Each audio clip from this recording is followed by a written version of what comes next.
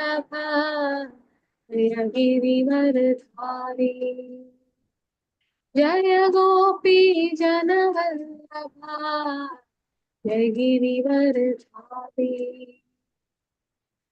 यशोदनन्दन व्रज जनरञ्जन यशोदनन्दन व्रज जनरञ्जन यमुनतीरावनचारि यमुनतीरावनचारि जय राधा माधव कुञ्ज विहार जय गोपीजनवल्लभ गिरिवरदा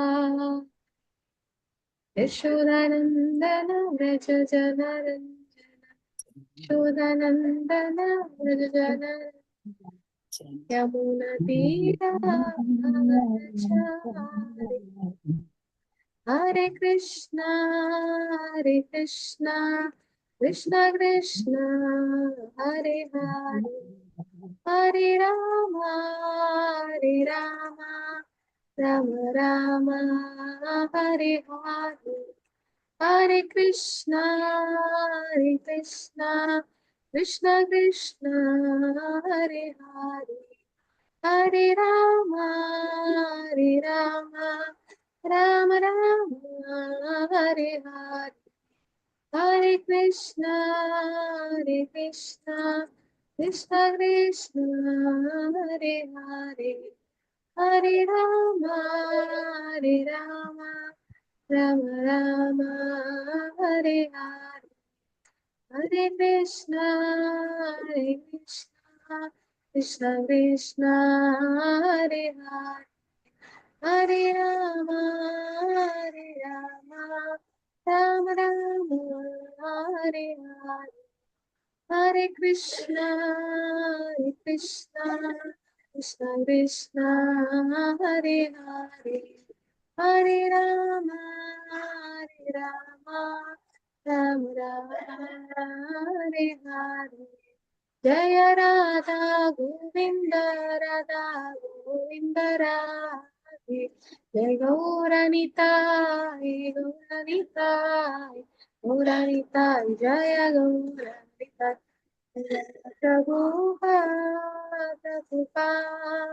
प्रभुपा जय जय प्रभुपा ओम नमो भगवते वासुदेवाय नारायणं नमस्कृत्य नरं चैव नरोत्तमं देवीं सरस्वतीं व्यासं ततो जयमुदीरये अष्टभद्रेषु भद्रेषु नित्यं भागवत सेवया भगवतीरुत्तमश्लोके भक्तिर्भवति नैष्टिकी मूगं करोति वाचालं पङ्गुं लङ्घयते गिरिं यत्कृपातमहं वन्दे श्रीगुरु दीनतारिणं परमानन्दमाधवं श्रीचैतन्य ईश्वरं नमो विष्णुपादाय कृष्णप्रेष्ठाय भूतले श्रीमदे भक्तिवेदान्त स्वामिनिधि नामिने नमस्ते सरस्वती देवे गौरवाणी प्रचारिणे निर्विशेषा शून्यवादी पाश्चात्य देशधारिणे जय श्री कृष्ण चैतन्य प्रभु नित्यानंद श्री अद्वैत गदाधर श्रीवासादि गौर भक्तवृंद हरे कृष्ण कृष्ण कृष्ण हरे हरे हरे राम राम हरे हरे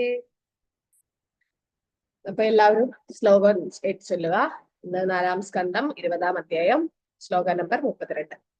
ഓം നമോ ഭഗവതേ വാസുദേവായ ഓം നമോ ഭഗവതേ വാസുദേവായ മൈത്രേയ ഉവാച ഇതി ആദിരാജേന നുദസാ വിശ്വവദൃക്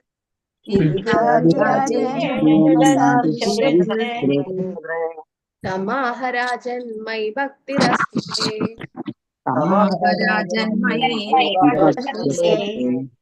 विस्त्येदृशी धीर्मयि ते कृतायया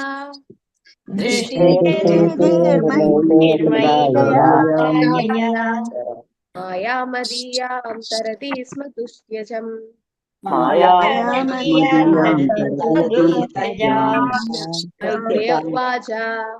मैत्रेय उवाच आदिराजेन नुतसा विश्वकृत्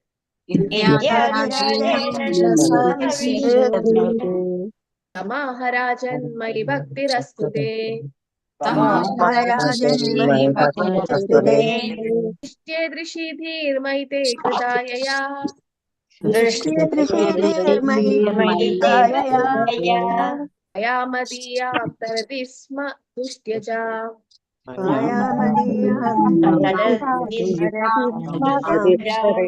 मैत्रेय उवाच मैत्रेय उवाच आदिराजेन नुत स विश्वदृक्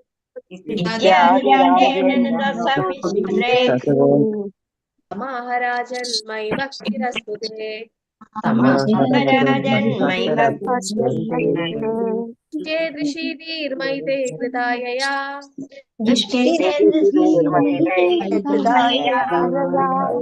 मदीयां तरति स्म दुष्ट्यजा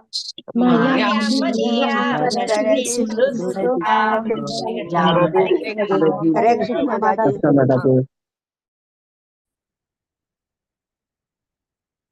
ശ്രീജ മാതാജി ചൊല്ലിയിട്ട് എല്ലാവരെയും അൺമ്യൂട്ട് ചെയ്യോ?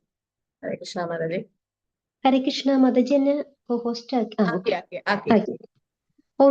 പ്രണാം മാതാജി. ഹരേ കൃഷ്ണ. ഓം നമോ ഭഗവതേ വാസുദേവായ. മൈത്രേയുവാച ഇത്യാദിരാജേന സുതസ്സ വിശ്വദൃ തമാഹരാജന്മയി ഭക്തിരസ്തു തേ ദൃഷ്ടേ ദിശി ധീർമയി തേ കൃതായയാ മായാം മദീയാം തരതി സ്മ ദുസ്ത്യജാം. ഹരേ കൃഷ്ണ. അനുത്തര മാതാജി ചൊല്ലുന്നോ ഇപ്പോ? ഹരേ കൃഷ്ണ. ഹരേ കൃഷ്ണ മാതാജി ചൊല്ലാം. ഓം നമോ ഭഗവതേ വാസുദേവായ മൈത്രേയ ഇത്യാദിരാജേന നുതസ്സ വിശ്വദൃ മാഹജന്മയി ഭക്തിരസ്തീധീർമയി തേ കൃതായയാ മായാം മദീയാം തരതി സ്മ ദുസ്ത്യജാം. ശ്രീജ മാതാജി ബാക്കി എല്ലാവരും അൺമ്യൂട്ട് ചെയ്തു. ഹരേ കൃഷ്ണ. മലദി ദേവിദാസി മാതാജി. ഹരേ കൃഷ്ണ. हरे कृष्ण माताजी ഹരേ കൃഷ്ണ. ओम नमो भगवते वासुदेवाय मैत्रेय उवाच इत्यादिराजेन नुतस्स विश्वदृक् तमाहराजन्मयि भक्तिरस्तु ते दृष्टे दृशीधीर्मयि ते कृतायया मायां मदीयां तरति स्म दुस्त्यजाम्. हरे कृष्ण माताजी. ഹരേ കൃഷ്ണ. അംബിക കേശവി ദേവിദാസി മാതാജി. ഹരേ കൃഷ്ണ. हरे कृष्ण माताजी. ओम ഹരേ കൃഷ്ണ. नमो भगवते वासुदेवाय मैत्रेय उवाच इत्यादिराजेन नुदस्स विश्वदृते तमाहराजन्मयि भक्तिरस्तु ते दृष्ट्ये दृशीधीर्मयि ते कृतायया मायां मदीयां तरति स्म दुस्त्यजाम्. हरे कृष्ण माताजी. ഹരേ കൃഷ്ണ മാതാജി. സുവർണപ്രഭ മാതാജി. ഹരേ കൃഷ്ണ. ഹരേ കൃഷ്ണ മാതാജി. ഓം നമോ ഭഗവതേ വാസുദേവായ മൈത്രേയ ഉവാച ഇത്യാദിരാജേന നുതസ്സ വിശ്വദൃക് തമാഹരാജന്മയി ഭക്തിരസ്തു തേ ദിഷ്ടേ ദൃശ്യധീർമയി തേ കൃതായയാ മായാം മദീയാം തരതി സ്മ ദുസ്ത്യജാം. ഹരേ കൃഷ്ണ മാതാജി.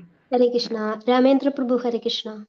हरे कृष्ण माताजी. ओम नमो भगवते वासुदेवाय मैत्रेय उवाच इत्यादिराजेन नूदस्स विश्वदृक् तमाहराजन्मयि भक्तिरस्तु ते दृष्टे दृशीधीर्मयि ते कृतायया मायां मदीया तरति स्म दुस्त्यजाम्. हरे कृष्ण माताजी. ഹരേ കൃഷ്ണ. വിജയനാണു മാതാജി. ഹരേ കൃഷ്ണ. हरे कृष्ण माताजी. ഹരേ ओम കൃഷ്ണ. नमो भगवते वासुदेवाय मैत्रेय उवाच इत्यादिराजेन नुदस्स विश्वदृक् तमाहराजन्मयि भक्तिरस्तु ते दृष्टे दृशिधीर्मयि ते कृतायया मायां मदीयां तरति स्म दुस्त्यजाम्. हरे कृष्ण माताजी. ഹരേ കൃഷ്ണ. പത്മകുമാരി മാതാജി. ഹരേ കൃഷ്ണ. हरे कृष्ण माताजी. ഹരേ കൃഷ്ണ. ओम नमो भगवते वासुदेवाय मैत्रेय उवाच इत्यादिराजेन नुतस्स विश्वदृक् तमाहराजन्मयि भक्तिरस्तु ते दृष्ट्या दृशीधीर्मयि ते कृतायया माया मदीया तरति स्म दुस्त्यजाम्. हरे कृष्ण माताजी. ഹരേ കൃഷ്ണ. നിർമ്മല മാതാജി. ഹരേ കൃഷ്ണ. हरे कृष्ण माताजी. ഹരേ ओम കൃഷ്ണ. नमो भगवते वासुदेवाय मैत्रेय उवाच इत्यादिराजेन नुदस्स विश्वदृक् तमाहराजन्मयि भक्तिरस्तु ते दिष्टे त्रिशीतिर्मयि ते कृदायया मायामदीयां तरति स्म दुस्त्यजाम्। हरे कृष्ण माताजी। हरे कृष्णा सीता माता जी हरे कृष्णा। हरे कृष्ण माताजी। ओम नमो हरे कृष्ण भगवते वासुदेवाय। मैत्रेय उवाच इत्यादिराजेन नुदत्स विश्वदृक् तमाह राजन्मयि भक्तुरस्तु दे दिष्टे दृशीतिर्मयि ते कृतायया माया मदीयां तरति स्म दुस्त्यजाम्। हरे कृष्ण माताजी। हरे कृष्णा तंगमणि माता जी हरे कृष्णा। हरे कृष्ण माताजी। हरे कृष्णा ओम नमो भगवते वासुदेवाय। मैत्रेय उवाच इत्यादिराजेन नुदस्स विश्वदृक् तमाह राजन्मयि भक्तिरस्तु ते दिष्टे दृशीतिर्मयि ते कृदायया मायां मदीयां तरति स्म दुस्त्यजा। हरे कृष्ण। हरे कृष्णा विरजा विजय देवीदासी माता जी हरे कृष्णा। हरे कृष्ण माताजी। ओम नमो हरे कृष्णा भगवते वासुदेवाय। मैत्रेय उवाच इत्यादिराजेन नुदस्स विश्वदृक् तमाह राजन्मयि भक्तिरस्तु ते दृष्टे दृशीधिर्मयि ते कृतायया माया मदीयां तरति स्म दुस्त्यजाम्। हरे कृष्ण माताजी। हरे कृष्णा तनुप्रदे माता जी हरे कृष्णा। हरे कृष्ण माताजी। हरे कृष्णा ओम नमो भगवते वासुदेवाय। मैत्रेय उवाच इत्यादिराजेन नुदस्स विश्वदृक् तमाह राजन्मयि भक्तिरस्तु ते दिष्टे दृशीतिर्मयि ते कृतायया मायां मदीयां तरति स्म दुस्त्यजाम्। हरे कृष्ण माताजी। हरे कृष्णा अनिता कुमारी माता जी हरे कृष्णा। अनिता कुमारी माता जी हरे कृष्णा। शारदाक्षी उपासना देवीदासी माता जी हरे कृष्ण माताजी। हरे कृष्णा। ओम नमो भगवते वासुदेवाय। मैत्रेय उवाच इत्यादिराजेन नुदं स विश्वद्रे तमाह राजन्मयि भक्तिमस्तु ते दृष्टे दृशीतिर्मयि ते कृदायया माया मदीयां तरति स्म दुस्त्यजा। हरे कृष्ण माताजी। हरे कृष्णा भारती माता जी हरे कृष्णा। हरे कृष्ण माताजी। ओम हरे नमो कृष्णा भगवते वासुदेवाय। मैत्रेय उवाच इत्यादिराजेन नुदस्स विश्वदृक्तमाह राजन्मयि भक्तिरस्तु ते दृष्टे दृशीधिर्मयि ते कृतायाय यया माया मदीयां तरति स्म दुस्त्यजाम्। हरे कृष्ण माताजी। हरे कृष्णा वत्सला एम हरे माता जी हरे कृष्णा। हरे कृष्ण। हाँ अनिता कुमारी माता जी लिखो। हरे कृष्ण माताजी। ओम माताजी। नमो भगवते वासुदेवाय। मैत्रेय उवाच इत्यादिराजेन नुदस्स विश्वदृक् तमाह राजन्मयि भक्तिरस्तु ते दिष्टे दृशि धर्मयि ते कृतायया मायां मदीयां तरति स्म दुस्त्यजाम्। हरे कृष्ण माताजी। हरे कृष्णा वत्सला एम माता जी लिखो लो। हरे कृष्ण माताजी। ओम हरे नमो कृष्णा भगवते वासुदेवाय। माताजी दोनों ताल तोले और हैंडल काढ़ मैत्रेय उवाच इत्यादिराजेन नुदस्व विश्वदृक् तमाह राजन्मयि भक्तिरस्तु ते दृष्टे दृशीतिर्मयि ते कृतायया मायां मदीया तरति स्म दुस्त्यजाम्। हरे कृष्ण माताजी। शोभा माता जी हरे कृष्णा। ओम नमो भगवते वासुदेवाय। मैत्रेय उवाच इत्यादिराजेन नुदस्स विश्वदृक् तमाह राजन्मयि भक्तिरस्तु ते दृष्टे दृशीतिर्मयि ते कृतायया माया मदीयां तरति स्म दुस्त्यजाम्। हरे कृष्ण माताजी। हरे कृष्णा वत्सला शाजी माता जी हरे कृष्णा। वत्सला शाजी माता जी हरे कृष्णा। हरे कृष्ण माताजी। हरे कृष्णा ओम नमो भगवते वासुदेवाय। मैत्रेय उवाच इत्यादिराजेन नुद स विश्वदृक् तमाह राजन्मयि भक्तिरस्तु ते दिष्ट्यो दृशीतिर्मयि ते कृतायया മായാം മദീയാം തരതി സ്മ ദുസ്ത്യജാം. ഹരേ കൃഷ്ണ മാതാജി. ഹരേ കൃഷ്ണ. മഞ്ജു മാതാജി ഹരേ കൃഷ്ണ. ഹരേ കൃഷ്ണ മാതാജി. ഹരേ കൃഷ്ണ. നമോ ഭഗവതേ വാസുദേവായ. മൈത്രേയ ഉവാച ഇത്യാദിരാജേന നുദസ്സ വിശ്വദൃക് തമാഹരാജൻ മയി ഭക്തിരസ്തുതേ ദൃഷ്ടേ ദൃശീതിർമയിതേ കൃതായയാ മായാമതീയാം തർതി സ്മ ദുസ്ത്യജാം. കൃഷ്ണ മാതാജി. ഹരേ കൃഷ്ണ. സിന്ധു സിക്ക് മാതാജി ഹരേ കൃഷ്ണ. ഹരേ കൃഷ്ണ മാതാജി. ഹരേ ഓം കൃഷ്ണ. നമോ ഭഗവതേ വാസുദേവായ. മൈത്രേയ ഉവാച ഇത്യാദിരാജേന നൂദസ വിശ്വദൃക് തമാഹരാജൻ മയി ഭക്തിരസ്തുതേ ദൃഷ്ടേ ദൃശിലീർമയിതേ കൃതായയാ മായാമതീയാം തരതി സ്മ ദുസ്ത്യജാം. ഹരേ കൃഷ്ണ മാതാജി. ഹരേ കൃഷ്ണ. വസന്ത മാതാജി. ഹരേ കൃഷ്ണ. ഹരേ കൃഷ്ണ ഹരേ മാതാജി. കൃഷ്ണ. ഓം നമോ ഭഗവതേ വാസുദേവായ. മൈത്രേയ ഉവാച ഇത്യാദിരാജേന നുദസ്സ വിശ്വദൃക് തമാഹരാജൻ മയി ഭക്തിരസ്തുതേ ദൃഷ്ടേ ദൃശീതിർമയി തേ കൃതായയാ മായാമതീയാം കരമേ കര ലാസ്റ്റ് കാണില്ല ലൈൻ. മതീയാം കരമേ സ്മ ദുസ്ത്യജാം. ഹരേ തരതി കൃഷ്ണ. സ്മ ദുസ്ത്യജാം. ഹരേ കൃഷ്ണ മാതാജി. ഗീത മാതാജി ഹരേ കൃഷ്ണ. ഹരേ കൃഷ്ണ മാതാജി. ഹരേ കൃഷ്ണ. ഓം നമോ ഭഗവതേ വാസുദേവായ. മൈത്രേയ ഉവാച ഇത്യാദിരാജേന നുദസ്സ വിശ്വദൃക് തമാഹരാജൻ മയി ഭക്തിരസ്തുതേ ദിഷ്ടേ ദൃശീധീർമയി തേ കൃതായയാ മായാം മദീയാം തരതി സ്മ ദുസ്ത്യജാം. ഹരേ കൃഷ്ണ മാതാജി. ഹരേ കൃഷ്ണ. ഗീതാശ്രീ മാതാജി ഹരേ കൃഷ്ണ മാതാജി. ഹരേ കൃഷ്ണ. ഓം നമോ ഭഗവതേ വാസുദേവായ. മാതാജി ആ കൈയൊന്ന് മാറ്റോ, എന്റെ അത് താഴത്തെ ലൈൻ കാണുന്നില്ല. ഹരേ കൃഷ്ണ. മൈത്രേയ ഓം നമോ ഭഗവതേ വാസുദേവായ. മൈത്രേയ ഉവാച ഇത്യാദിരാജേന നുതസ്സ വിശ്വദൃക് തമാഹരാജൻ മയി ഭക്തിരസ്തുതേ ദിഷ്ടേ ദൃശീധീർമയി തേ കൃതായയാ മായാം മദീയാം തരതി സ്മ ദുസ്ത്യജാം. ഹരേ കൃഷ്ണ മാതാജി. ഹരേ കൃഷ്ണ. ഭാരതീയമ്മ മാതാജി ഹരേ കൃഷ്ണ. ഹരേ കൃഷ്ണ മാതാജി.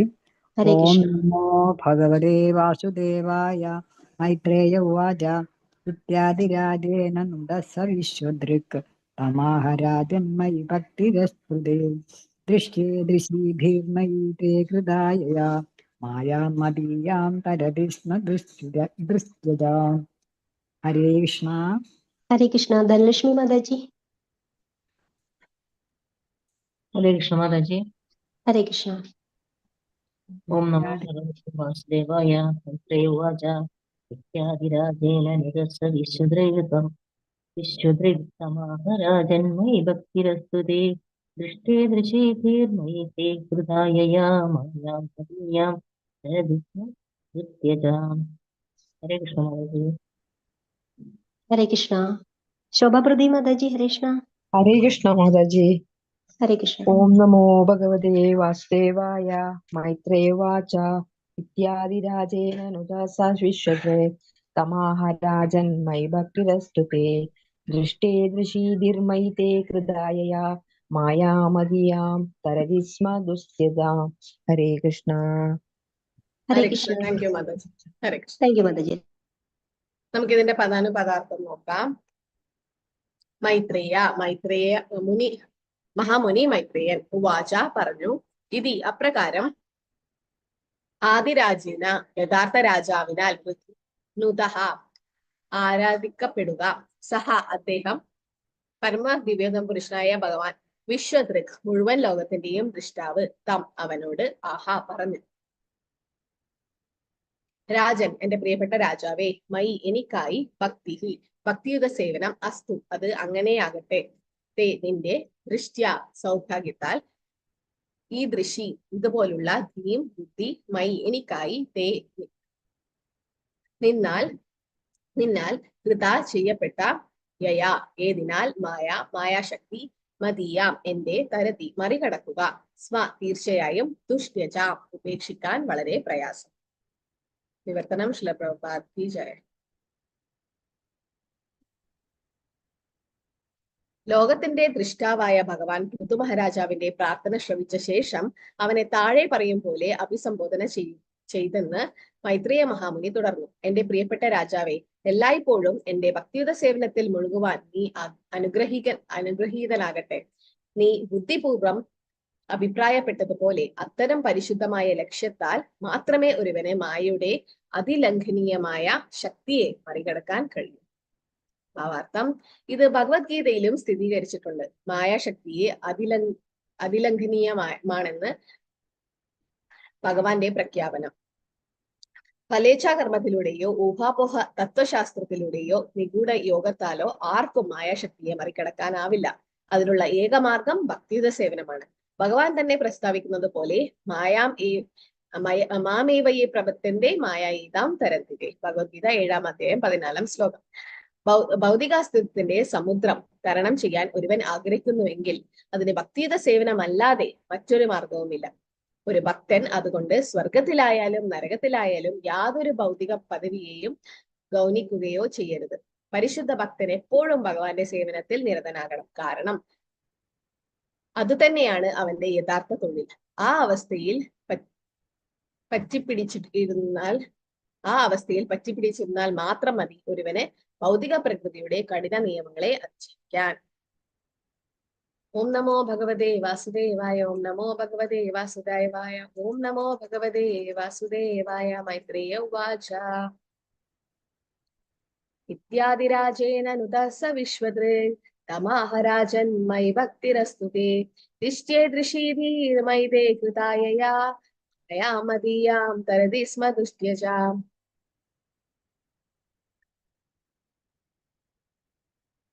എല്ലാവരും നന്നായിട്ട് ശ്ലോകം ചൊല്ലുന്നുണ്ട്. എന്താ പറയാ, എല്ലാവരും നല്ല കറക്റ്റ് ആയിട്ട് ചൊല്ലുകയും ചെയ്യുന്നുണ്ട്. അപ്പൊ ഇതില് വിവർത്തനത്തിൽ എന്താ പറയുന്നത്, നമ്മൾ കഴിഞ്ഞ ശ്ലോകത്തിൽ കണ്ടു. പൃഥു മഹാരാജാവ് ഭഗവാനോട് എന്താ പറഞ്ഞത്? എനിക്ക് വേറെ ഭൗതികമായിട്ടുള്ള ഒരു ആഗ്രഹവും ഇല്ല, ഒന്നും വേണ്ട, എനിക്ക് ഭക്തി ചെയ്താൽ മാത്രം, അല്ല അങ്ങക്ക് എന്താണോ ഇഷ്ടം അത് തന്നാൽ മതി, എനിക്ക് എന്താണ് ഉത്തമെന്ന് അങ്ങേക്കറിയാം, അത് തന്നാൽ മതി. അപ്പൊ ഭഗവാൻ എന്താ പറയുന്നത്? പ്രിയപ്പെട്ട രാജാവിൽ എല്ലായ്പ്പോഴും എന്റെ ഭക്തിയുത സേവനത്തിൽ മുഴുകുവാൻ നീ അനുഗ്രഹീതനാകട്ടെ. അപ്പൊ ഇന്നലെ മഹാപ്രഭുവും പറഞ്ഞു അല്ലെ, നതനം നജനം ന സുന്ദരീം കവിതാം വ ജഗദീശകാമേ മമ ജന്മനി ജന്മനീശ്വരെ ഭവതാർ ഭക്തിരഹൈതു ഗീത്വേ. ഭക്തി അല്ലെ, ഭഗവത് ഭക്തി. അപ്പൊ ഇന്നലെ ഒരു മാതാജി ആരായിരുന്നു ചോദിച്ചില്ലേ, ലൈക്ക് മാതാജിയുടെ ആഗ്രഹം എന്താണെന്ന് വെച്ചാൽ ഭഗവാന്റെ ധാമിലേക്ക് പോയി, അതായത് മോക്ഷം കിട്ടി ഭഗവാന്റെ ധാമിൽ പോയി അവിടെ ഭക്തിയുത സേവനം ചെയ്യണം എന്നാണ് ആഗ്രഹം. പക്ഷെ ഒരു ഭക്തൻ മോക്ഷം ആഗ്രഹിക്കുന്നില്ല എന്ന് പറയുന്നത് എന്തുകൊണ്ടാന്ന് വെച്ചാൽ ഭഗവാന്റെ ധാമില് പ്രചരണമില്ല. കാരണം എല്ലാരും ശുദ്ധഭക്തരാ, എല്ലാരും ശുദ്ധഭക്തി ചെയ്തിട്ടാണ് അവിടെ പോയത്. അപ്പൊ അവിടെ നമുക്ക് പ്രചരിപ്പിക്കാൻ ഒന്നുമില്ല, കാരണം അവിടെ എല്ലാവരും ശുദ്ധഭക്തരാണ്. പക്ഷേ ഒരു ഭക്തൻ യഥാർത്ഥത്തിൽ കൃഷ്ണാവബോധം പ്രചരിപ്പിക്കാനാണ് ആഗ്രഹിക്കുന്നത്. കാരണം ഓരോ ആളെ കൊണ്ടും നാമം ജപിപ്പിക്കുക, അല്ലെങ്കിൽ ഓരോരുത്തരെയും കൃഷ്ണാവബോധത്തിൽ കൊണ്ടുവരിക എന്നതാണ് ആ ഭക്തന്റെ ഉദ്ദേശം. അപ്പൊ ഭഗവാന്റെ ധാമിൽ പോയി ഭഗവാന്റെ സേവ ചെയ്യുന്നത് നല്ലത് തന്നെ. പക്ഷെ അതിലും ഉപരിയായിട്ട് ആ ഭക്തൻ ആഗ്രഹിക്കുന്നത് വെച്ചാൽ നരകത്തിലായാലും കുഴപ്പമില്ല, അല്ലെങ്കിൽ വേറെ എവിടെ തന്നെ ഈ ഭൂമണ്ഡലത്തിൽ തന്നെ പുനർജനിച്ചാലും കുഴപ്പമില്ല, ഭക്തനായി ജനിക്കണം. എങ്കിൽ മാത്രമേ ഭഗവാന്റെ സേവ ചെയ്ത് മറ്റുള്ളവർക്കും ഭക്തിയുത സേവനം പറഞ്ഞു കൊടുക്കാൻ പറ്റുള്ളൂ. കാരണം ഭക്തി, ഇപ്പൊ നമുക്കൊരു നല്ല പഴുത്ത മാമ്പഴം ഒരു ഷോപ്പിൽ കിട്ടി, അപ്പൊ അത് നമ്മൾ കഴിച്ചിട്ട് ഉടനെ നല്ല ഭയങ്കര ടേസ്റ്റ്, ഇതുവരെ നമ്മൾ ജീവിതത്തിൽ അങ്ങനെ ഒരു മാമ്പഴം കഴിച്ചില്ല. അപ്പൊ നമുക്ക് ആ ഒരു ടേസ്റ്റ് രുചി കിട്ടിക്കഴിഞ്ഞാൽ നമ്മൾ എന്ത് ചെയ്യും? അത് ഷെയർ ചെയ്യാൻ ആഗ്രഹിക്കും, അല്ലെങ്കിൽ മറ്റുള്ളവർക്കും കൊടുക്കാൻ ആഗ്രഹിക്കും. അപ്പൊ നമ്മൾ എന്ത് ചെയ്യും? അടുത്തുള്ള വീട്ടുകാരോടും നമ്മുടെ ഫ്രണ്ട്സിനോടും ഫാമിലിനോടും എല്ലാവരോടും പറയല്ലേ, ഇന്നൊരു പുതിയ ഷോപ്പ് തുറന്നിട്ടുണ്ട്, ഇന്ന സ്ഥലത്ത് ഇന്ന മാമ്പഴം ഇത്ര പൈസയേ ഉള്ളൂ, നിങ്ങൾ തീർച്ചയായും പോയി വാങ്ങണം. നമ്മൾ വേറെ ആൾക്ക് റെക്കമെൻഡ് ചെയ്യും. അതുപോലെ കൃഷ്ണാവബോധത്തിന്റെ രുചി നിങ്ങൾക്ക് കിട്ടി, കേവലം ആനന്ദ കണ്ട, വെറും ആനന്ദം മാത്രമുള്ള ഈ ഭഗവാനെ നാമം ജപിക്കുമ്പോൾ ഭഗവാന്റെ ലീലകൾ കേൾക്കുമ്പോൾ ഉള്ള ആനന്ദം നിങ്ങൾ രുചിച്ചു ഓൾറെഡി. അപ്പൊ നിങ്ങൾക്ക് അത് മറ്റുള്ളവർക്കും കൊടുക്കണം എന്നുള്ള ആഗ്രഹം നിങ്ങൾക്ക് തോന്നും. അല്ലെങ്കിൽ ഒരു കുടത്തിൽ വെള്ളമൊഴിച്ച് അത് നിറകുട ആയിക്കഴിഞ്ഞാൽ അത് കവിഞ്ഞൊഴിയും. അതുപോലെ നിങ്ങൾ ഭഗവാനെ പറ്റി കേട്ട് ഫുള്ളായി, ഒരുപാട് നിങ്ങൾ കേട്ട്, അപ്പൊ അത് എങ്ങനെയെങ്കിലും പുറത്തേക്ക് പോകണം, എങ്കിൽ മാത്രമേ അതിന് കാരണം എങ്കിൽ മാത്രമേ കൂടുതൽ വെള്ളം ഉള്ളിലേക്ക് കയറും അല്ലെ. അത് മാത്രല്ല, ഒരു കുടത്തില് ചളി വെള്ളം ഉണ്ടെങ്കിൽ അത് ഒരു പൈപ്പിന്റെ അടിയിൽ കൊണ്ടുവച്ചാൽ ആ ചളി കുറച്ച് സമയം കഴിയുമ്പോൾ ആ നല്ല വെള്ളം അതിൽ പോയി ചളിവെള്ളമൊക്കെ പുറത്തേക്ക് പോകും. അതായത് നമ്മുടെ അനർത്ഥങ്ങളൊക്കെ പുറത്തു പോകുന്നുണ്ടെങ്കിൽ കൂടുതൽ ഭഗവാനെ പറ്റി കേൾക്കണം. പക്ഷെ കേട്ട് കഴിഞ്ഞാൽ മാത്രം പോരാ, നമ്മളത് പ്രചരിപ്പിക്കണം. ശ്രവണം കീർത്തനം വിഷ്ണുസ്മരണം എന്നാണ്. ശ്രവിച്ചു കഴിഞ്ഞാൽ അത് കീർത്തനം ചെയ്യണം. ഒരിക്കൽ ഒരു രാജാവിന് 3 അസ്ഥിക്കുടം കിട്ടി. 3 അസ്ഥിക്കുടം, തല മാത്രം, തലയോട്ടി മാത്രം കിട്ടി. അപ്പൊ മന്ത്രിമാരൊക്കെ വിളിച്ചിട്ട് ചോദിച്ചു, ഇതിൽ ഈ 3 തലയോട്ടിയിൽ ആരാണ് ബുദ്ധിമാൻ? എല്ലാവരും വിചാരിച്ചു തലയോട്ടി നോക്കിയിട്ട് എങ്ങനെയാ ബുദ്ധിമാനാണെന്ന് മനസ്സിലാക്കാം. എങ്ങനെ കണ്ടുപിടിക്കും അറിയോ? തലയോട്ടി മാത്രം നോക്കിയിട്ട് ആരാണ് ബുദ്ധിമാൻ എന്ന് കണ്ടുപിടിക്കാൻ പറ്റുമോ? ഒരു മന്ത്രി കണ്ടുപിടിച്ചു. ബുദ്ധിമാനായ മന്ത്രി പഠിച്ചു ആരാണ് ഇതിൽ ബുദ്ധിമാൻ എന്ന്. കേട്ടിട്ടുണ്ടോ ഈ കഥ? ഇല്ല. അപ്പൊ എന്താ ചെയ്തേന്ന് വെച്ചാ, ഈ മന്ത്രി ആർക്ക് കണ്ടുപിടിക്കാൻ പറ്റില്ല, കാരണം അസ്ഥികൂടം അല്ലേ, തലയോട്ടി മാത്രം. എങ്ങനെയാ മനസ്സിലാവാ? തലയോട്ടി നിങ്ങൾ എല്ലാവരും കണ്ടിട്ടുണ്ടാവും അല്ലെ? അപ്പൊ അതില് എങ്ങനെയാ നമുക്ക് മനസ്സിലാവുക ആരാ ബുദ്ധിമാൻ എന്ന്? മനസ്സിലാവില്ലല്ലോ.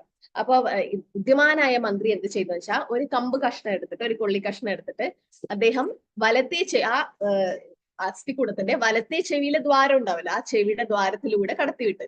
അപ്പം ആദ്യത്തെ വ്യക്തിയുടെ കടത്തിവിട്ടപ്പം ആ കമ്പ് നേരെ ഇടത്തെ ചെവിയിലൂടെ പുറത്തേക്ക് വന്നു.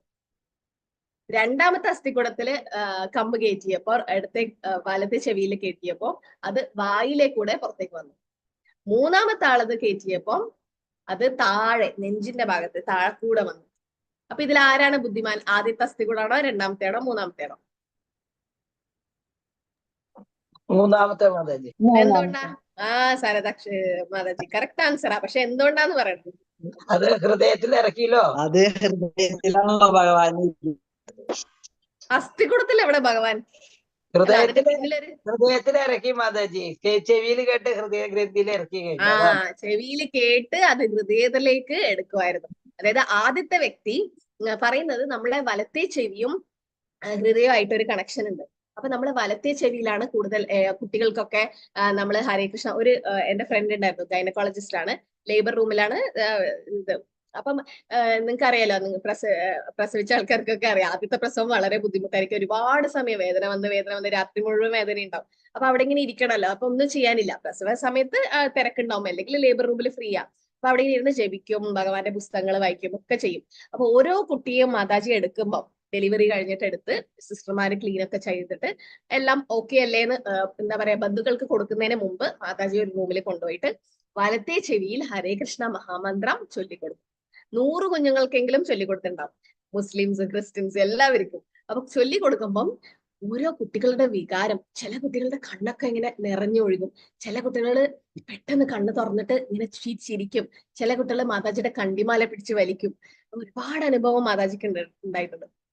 അപ്പം വലത്തെ ചെവിയില്, അതായത് ആദ്യത്തെ അസ്ഥികൂടം വലത്തെ ചെവിയിലൂടെ കമ്പ് കിടത്തിയപ്പം നേരെ ഇടത്തെ ചെവിയിലേക്ക് പുറത്തു വന്നു. അതായത് ആ വ്യക്തി എന്ത് കേട്ടാലും അത് മറ്റേ ചെവിയിലൂടെ പുറത്തേക്ക് പോകും. ഒന്നും മനസ്സിലാക്കാനോ ഒന്നും അർത്ഥം, ചില ആൾക്കാർ അങ്ങനെയല്ലോ, ഒരു ചെവിയിൽ കേട്ട് മറ്റേ ചെവിയിലൂടെ ഒക്കെ വിടും.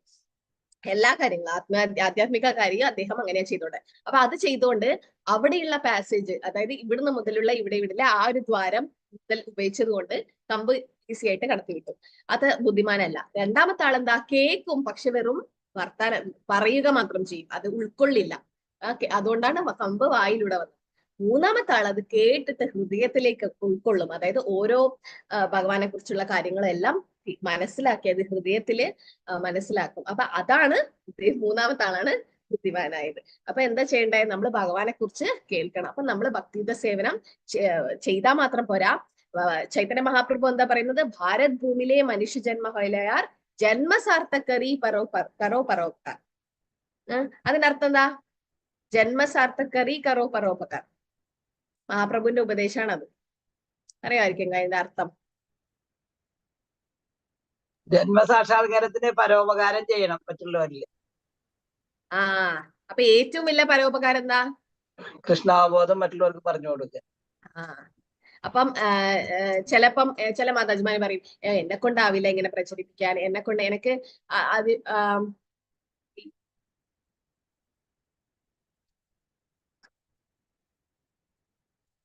എനിക്കത് അത്ര വലിയ കഴിവൊന്നുമില്ല, എനിക്ക് ശ്ലോകങ്ങളൊന്നും ഓർക്കാൻ പറ്റില്ല. കുഴപ്പമില്ല, നിങ്ങൾക്ക് അറിയുന്ന ഹരേ കൃഷ്ണ മഹാമന്ത്രം അല്ലെങ്കിൽ ഭഗവാനെ കുറിച്ച് എന്താണോ അറിയാ അത് നിങ്ങള് നിങ്ങളുടെ ബന്ധുക്കൾക്കും കുടുംബക്കാർക്കും പറഞ്ഞു കൊടുത്താൽ മാത്രം മതി. എല്ലാവരും കേൾക്കണമെന്നില്ല, പക്ഷെ സുഹൃതികളായ ആൾക്കാരുണ്ടാവും അല്ലെ, അവർക്ക് പറ അതും പ്രീച്ചിങ് തന്നെയാണ്. അല്ലെങ്കിൽ നിങ്ങൾ പ്രസാദം ഉണ്ടാക്കിയിട്ട് ആൾക്കാർക്ക് കൊടുത്താലും മതി, നിങ്ങളുടെ കൂടിയിലെ ആൾക്കാർക്ക് പ്രസാദാണെന്ന് പറയാതെ അതിലെ തുളസിയൊക്കെ മാറ്റി വെച്ചിട്ട് അത് കൊടുത്താലും മതി, അതും നിങ്ങൾ ചെയ്യുന്ന പരോപകാരം തന്നെയാണ് അല്ലെ. ഇപ്പൊ ചൈതന്യ ചരിതാമൃതം ആദിലീല 30-ാം അധ്യായം 41-ാമത്തെ ശ്ലോകം പറയുന്നത്, ഭാരത് ഭൂമിയിലെ മനുഷ്യ ജന്മമില്ലയാ ജന്മസാർത്ഥകറി കറോ പരോപകാർ. ആദ്യം ജന്മസാർത്ഥം കാരണം, ആദ്യം നിങ്ങൾ രക്ഷപ്പെടണം, എങ്കിൽ മാത്രമേ നമ്മുടെ കൈയും കാലൊക്കെ കെട്ടിയിട്ടുണ്ടെങ്കിൽ നമുക്കിങ്ങനെ മറ്റുള്ളവരെ രക്ഷപ്പെടുത്താൻ പറ്റും. നമ്മുടെ കൈയും കാലൊക്കെ കെട്ടി നമ്മുടെ സമുദ്രത്തിൽ ഇട്ടിട്ടായില്ലേ ജന്മമൃത്യു ജരാവ്യാധിയാവുന്ന സമുദ്രത്തിൽ. അപ്പം ഒരു മുക്താത്മാവിനെ വേറൊരാളെ മുക്തനാക്കാൻ പറ്റും. അപ്പം നമ്മൾ പ്രചരിപ്പിക്കണം ജന്മസാത്വിക. ആദ്യം നിങ്ങളുടെ ജന്മം സാക്ഷാത്കരിക്കണം, ആദ്യം നമ്മുടെ കെട്ടയക്കണം, പിന്നെ മറ്റുള്ളവർക്ക് പരോപകാരം. അത് എസ്പെഷ്യലി എവിടെ, ഭാരത് ഭൂമിയിലെ മനുഷ്യ ജന്മഹൈലയാൽ, ഭാരത് ഭൂമിയിൽ ജനിച്ചവർക്ക്. എന്തുകൊണ്ടാണ് ഭാരത് ഭൂമിയിൽ എന്ന് പ്രത്യേകമായിട്ട് മഹാപ്രഭു എടുത്തു പറഞ്ഞതെന്നറിയോ? ഭാരത് ഭൂമിയില് അതിലൊക്കെ നമ്മൾ ഭാഗ്യവാന്മാരാണ്. പക്ഷെ ഇപ്പോഴുള്ള ജനറേഷൻ എന്താ, പുറത്തെ രാജ്യത്തിൽ പോകാനാണ് ആഗ്രഹിക്കുന്നത് അല്ലെ. പക്ഷെ അവര് മനസ്സിലാക്കുന്നില്ല ഭാരത് ഭൂമിയുടെ പ്രാധാന്യം. എന്തുകൊണ്ടാ ഭാരത് ഭൂമിയിൽ ജനിച്ചവർ ചെയ്യണം എന്ന് പറയുന്നത്? എന്താ ആരുടെ സ്പെഷ്യാലിറ്റി? എന്താ? ഭാരതഭൂമിയിലല്ലേ കൃഷ്ണനും രാമനും ജനിച്ചത്? ഭഗവാന്റെ എല്ലാ അവതാരങ്ങളും ലീലകളൊക്കെ ചെയ്ത സ്ഥലങ്ങൾ ഇവിടെ ഇപ്പോഴും ഉണ്ട് അല്ലെ. വൃന്ദാവനം, മായപ്പൂർ, ഇതൊക്കെ അയോധ്യ, ഇതൊന്നും സാധാരണ സ്ഥലമല്ല. വൃന്ദാവനം എന്ന് പറഞ്ഞാൽ ഭഗവാൻ സ്വന്തം കാലുകൊണ്ട് അല്ലെ, ചെരുപ്പിടാതെ ഭഗവാന്റെ പാദമുദ്ര ഇപ്പോഴും അവിടെ ഉണ്ട്, നമുക്ക് കാണാൻ പറ്റുന്നില്ല എന്നേ ഉള്ളൂ. അപ്പൊ ഭാരത് ഭൂമിയിൽ ജനിച്ച ആൾക്കാർ അത്രയും സുഹൃതികളാണ്.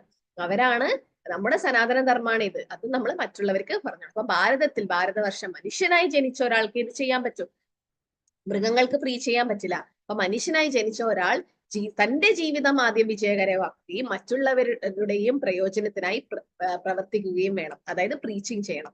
അപ്പൊ നമ്മൾ അത് പ്രീച്ച് ചെയ്യുമ്പോൾ മാത്രമാണ് നമുക്ക്.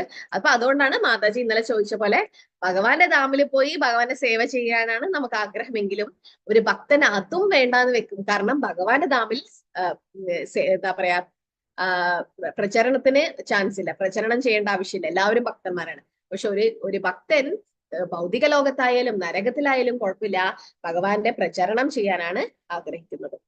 അപ്പൊ ശില പ്രഭുപാദരുടെ തിരോഭാവ ദിനം വൃന്ദാവനത്തിലായിരുന്നു. ആ സമയത്ത് ഞാനും പ്രഭു അവിടെ ഉണ്ടായിരുന്നു ഒരു പ്രാവശ്യം, കാർത്തിക മാസം. പ്രഭുപാദരുടെ എല്ലാ ശിഷ്യന്മാരും ലോകത്തിലുള്ള എല്ലാ സ്ഥലത്തു നിന്നും വരും. എന്നിട്ട് അവർക്ക് 4 മിനിറ്റ് സമയം കൊടുക്കും. എന്നിട്ട് പ്രഭുപാദരെ കുറിച്ച് അവർ പറയും. അവർക്ക് പറയാൻ കഴിയില്ല, അവർ കരയുകയായിരിക്കും കുറെ സമയം. അതിലൊരു പ്രഭു പറഞ്ഞു, പ്രഭുപാദർ ഗോലോകത്തില്ല എന്ന്. അപ്പൊ എല്ലാരും ചോദിച്ചു, പ്രഭുപാദർ ഗോലോകത്തില്ലേ, പിന്നെ നമ്മളൊക്കെ അവിടെ പോവോ? അപ്പൊ അദ്ദേഹം പറഞ്ഞു, ഇല്ല, പ്രഭുപാദർ വേറൊരു നരകലോകത്ത് പോയി അവിടെ കൃഷ്ണാബോധം പ്രചരിപ്പിക്കുകയാണ് ചെയ്യുന്നത്. കാരണം അത്തള, സുത്തള, രസത്തള, തലാത്തള, രസത്തള, പാതാള, അങ്ങനെ കുറെ എന്താ പറയാ ഹെലിഷ് പ്ലാനറ്റ്സ് ഉണ്ട് അല്ലെ, അതായത് നരകങ്ങളുണ്ട്. അവിടെയൊക്കെ ആൾക്കാര്, അവിടെയും ജീവാത്മാക്കളുണ്ട്, പക്ഷെ വേറെ ശരീരമായിരിക്കും, വേറെ തരത്തിലായിരിക്കും. പക്ഷെ അവിടെ അവരെന്താ ദുഃഖം അനുഭവിക്കുകയാണ്, കൂടുതൽ പാപം ചെയ്തിട്ട്. അപ്പൊ അവിടെ പോയിട്ട് കൃഷ്ണാബോധം പ്രചരിപ്പിക്കുകയാണ് പ്രഭുപാദർ ചെയ്തത്. പ്രഭുപാദരുടെ ഓരോ ശിഷ്യന്മാരായിട്ട് ശരീരം വിട്ട് പോവുകയാണ് അല്ലെ. അവരൊക്കെ പ്രഭുപാദർ കൊണ്ടുപോയി അവിടെയും കൃഷ്ണാബോധം പ്രചരിപ്പിക്കുകയാണ്. കാരണം പ്രഭുപാദർ പോലുള്ള ഭഗവാന്റെ പാർഷദൻ ഒരിക്കലും വെറുതെ ഇരിക്കാൻ പറ്റില്ല, അദ്ദേഹത്തിനെ പ്രചരിപ്പിക്കണം. കൂടുതൽ കൃഷ്ണാബോധം പ്രചരിപ്പിച്ച് എല്ലാവർക്കും എങ്ങനെയാണോ ഒരു മാമ്പഴം ടേസ്റ്റ് ചെയ്തിട്ട് അതിന്റെ രുചി നമുക്ക് കിട്ടുന്ന, അത് എല്ലാവർക്കും കൊടുക്കാൻ നമ്മൾ ആഗ്രഹിക്കുന്നത് പോലെ. അപ്പം ഒരു രാജാവ്, ഇപ്പൊ പൃഥു മഹാരാജ രാജാവാണ് അല്ലെ, രാജാവ് എന്താ പറയാ കൃഷ്ണാബോധം ആയിക്കഴിഞ്ഞാൽ അല്ലെ, ഭക്തനായിക്കഴിഞ്ഞാൽ എന്താ ഗുണം? ഒരു രാജ്യത്തിലെ രാജാവ് കൃഷ്ണാബോധത്തിലായിക്കഴിഞ്ഞാൽ അതെന്താണ് ഗുണം? പ്രജകൾക്കെല്ലാം പ്രജകൾക്കും എല്ലാവർക്കും കൃഷ്ണാബോധം കിട്ടും. കാരണം യദ്യദാചരതി ശ്രേഷ്ഠോ തത്തത് ഏവേത സയത് പ്രമാണം കുരുതേ ലോകസ്തത് അനുവർത്തതി. യദ്യത് ആചരതി ശ്രേഷ്ഠോ തത്തത് ഏവേത രോചന. ആരാണോ വലിയ ആൾക്കാര് എന്താണോ ചെയ്യുന്നത് അത് സാധാരണ ജനങ്ങള് ഫോളോ ചെയ്യും. ഇപ്പം എന്താ പറയാ, ചാരിറ്റി ഒക്കെ കൊടുത്തു കഴിഞ്ഞാൽ, കുറച്ച് പൈസയൊക്കെ എവിടെയെങ്കിലും കൊടുത്തു കഴിഞ്ഞാൽ ഫിലിം സ്റ്റാർസും ക്രിക്കറ്റ് സ്റ്റാർസും ഒക്കെ അതിങ്ങനെ അഡ്വർടൈസ് ചെയ്യും, അതായത് പരസ്യമൊക്കെ കൊടുക്കും. ഞാൻ ഇത്ര ലക്ഷം ഇന്നാൾക്ക് കൊടുത്തു, ഇന്ന ചാരിറ്റിക്ക് കൊടുത്തു എന്നൊക്കെ. അത് അവരുടെ എന്താ പറയാ, അവരുടെ പ്രശസ്തിക്ക് വേണ്ടി ചെയ്ത രജോ ഗുണത്തിലാണ്. പക്ഷെ അല്ല, മറ്റുള്ളവർക്ക് ഒരു മാതൃകയാകാൻ വേണ്ടിയിട്ടാണ് അവർ ചെയ്യുന്നത്. അവർ ചെയ്യുമ്പോൾ നമുക്ക് ചെയ്യാൻ തോന്നും. അതുപോലെ പ്രഭുപാദർ എപ്പോഴും പറയും, ഒരു രാജ്യത്തിന്റെ പ്രധാനപ്പെട്ട ആള് കൃഷ്ണാബോധം അല്ലെങ്കിൽ ഭക്തനായി കഴിഞ്ഞാൽ ആ രാജ്യം മുഴുവൻ രക്ഷപ്പെടും അല്ലെ.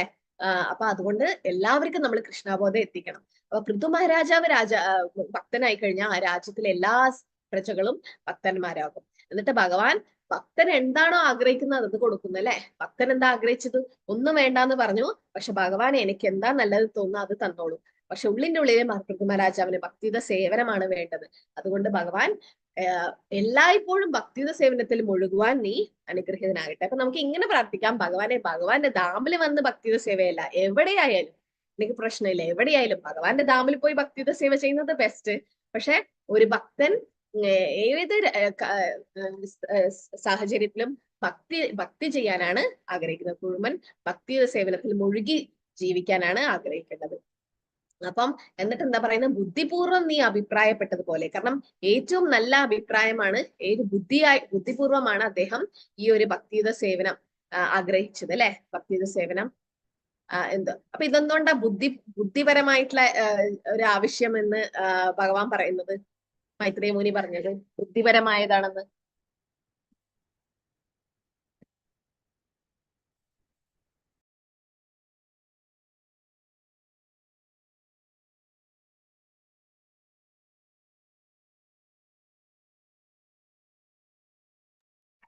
അല്ലാതുള്ളതൊക്കെ മായയാണ് മാതാജി.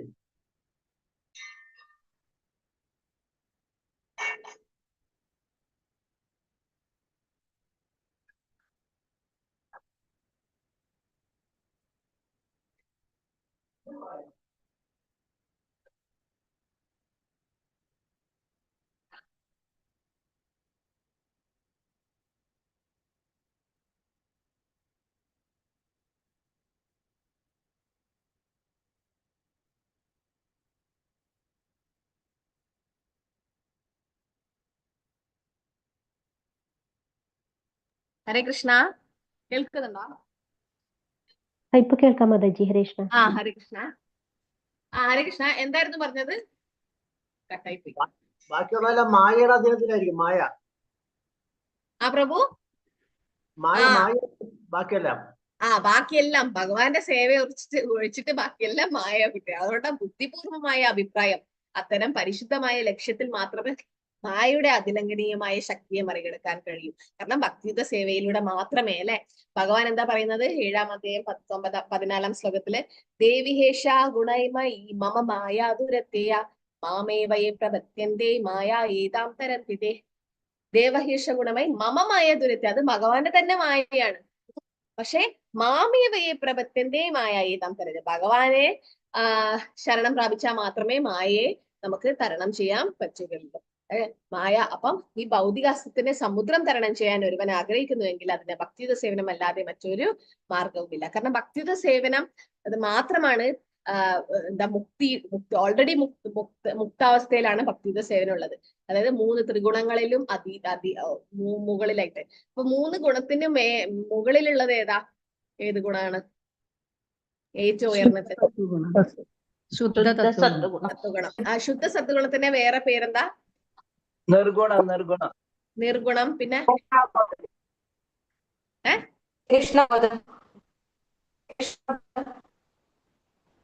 ഭീഷ്മപദം. വേറെ ഒരു വാക്ക് കൂടിയിട്ട്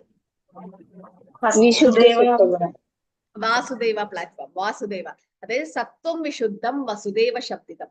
ആ വാസുദേവനെ പ്രാപിക്കാൻ പറ്റുന്ന തലം, അതാണ് വാസുദേവ പ്ലാറ്റ്ഫോം. അതായത് 3 ഗുണത്തിനും ഉപരിയായിട്ടുള്ളത്. അപ്പൊ അത് ഭക്തിയുത സേവനം മാത്രമാണ്. അതുകൊണ്ട് മായ എന്ന് പറയുന്നത് എന്താ? ഈ ത്രിഗുണങ്ങളും ഉണ്ടല്ലേ, മായയിൽപ്പെടും. സത്വരജസ്തമോ ഗുണം, അതിന്റെ മേലെയാണ് ഭക്തിയുത സേവനം. അപ്പൊ എന്താ പറയുന്നത്? ഭക്തിയുത സേവനമാണ് ഏകമാർഗം. ഭക്തിയുത സേവനമാണ് അല്ലെ മായയെ മറികടക്കാൻ. അപ്പൊ ദേവിഹേഷാണ് മാമേവയെ പ്രപത്യത്തെ മായ, ഭഗവാനെ സറണ്ടർ ചെയ്താൽ മാത്രം. കാരണം മായ ഭഗവാന്റെ തന്നെ ബഹിരംഗ ശക്തിയാണ് അല്ലെ. എന്താ പറയാ, മഹാമായ. യോഗമായ അന്തരംഗ ശക്തി. അപ്പൊ മഹാമായയെ തരണം ചെയ്യല ഭഗവാന്റെ തന്നെ സേവകരാണ്. ചില പേര് പറയും നമുക്ക് ചില ദിവസം മൂടൽ മഞ്ഞോ അല്ലെങ്കിൽ എന്താ പറയാ മഴക്കാറൊക്കെ ഉണ്ടെങ്കിൽ നമുക്ക് സൂര്യനെ കാണാൻ പറ്റില്ല. പക്ഷെ രാവിലെ ആയിന്ന് വെച്ചാൽ രാവിലെ ആയി, കാരണം നമുക്ക് വെളിച്ചം കാണുന്നുണ്ട്. അപ്പം സൂര്യന്റെ രശ്മി, സൂര്യൻ ഉണ്ടെങ്കിലേ സൂര്യന്റെ രശ്മി ഉണ്ടാവും അല്ലെ. പക്ഷെ നമുക്ക് സൂര്യനെ കാണാൻ പറ്റുന്നില്ല. എന്തുകൊണ്ടാ?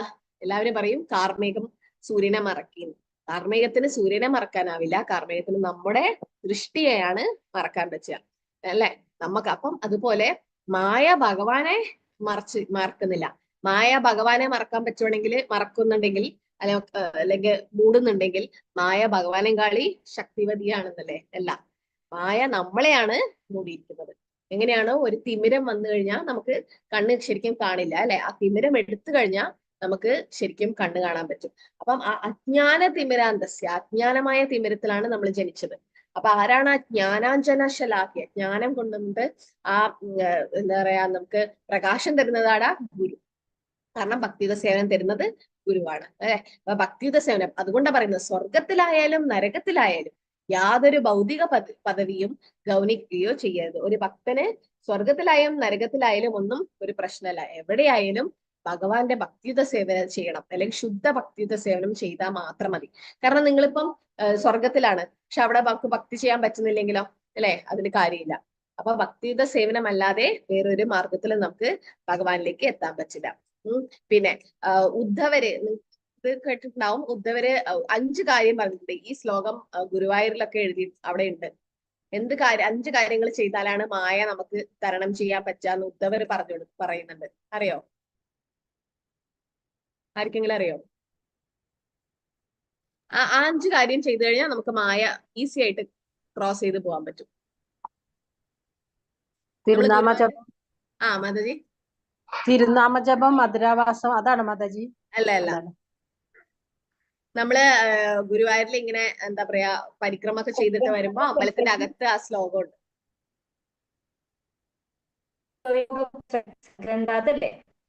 എന്താ മാതാജി?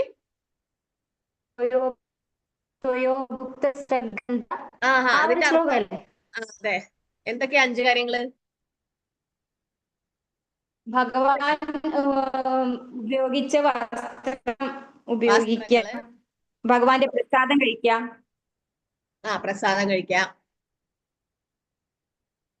പിന്നെ ഭഗവാന്റെ പാദത്തിൽ വെച്ച പുഷ്പം മണക്കുക.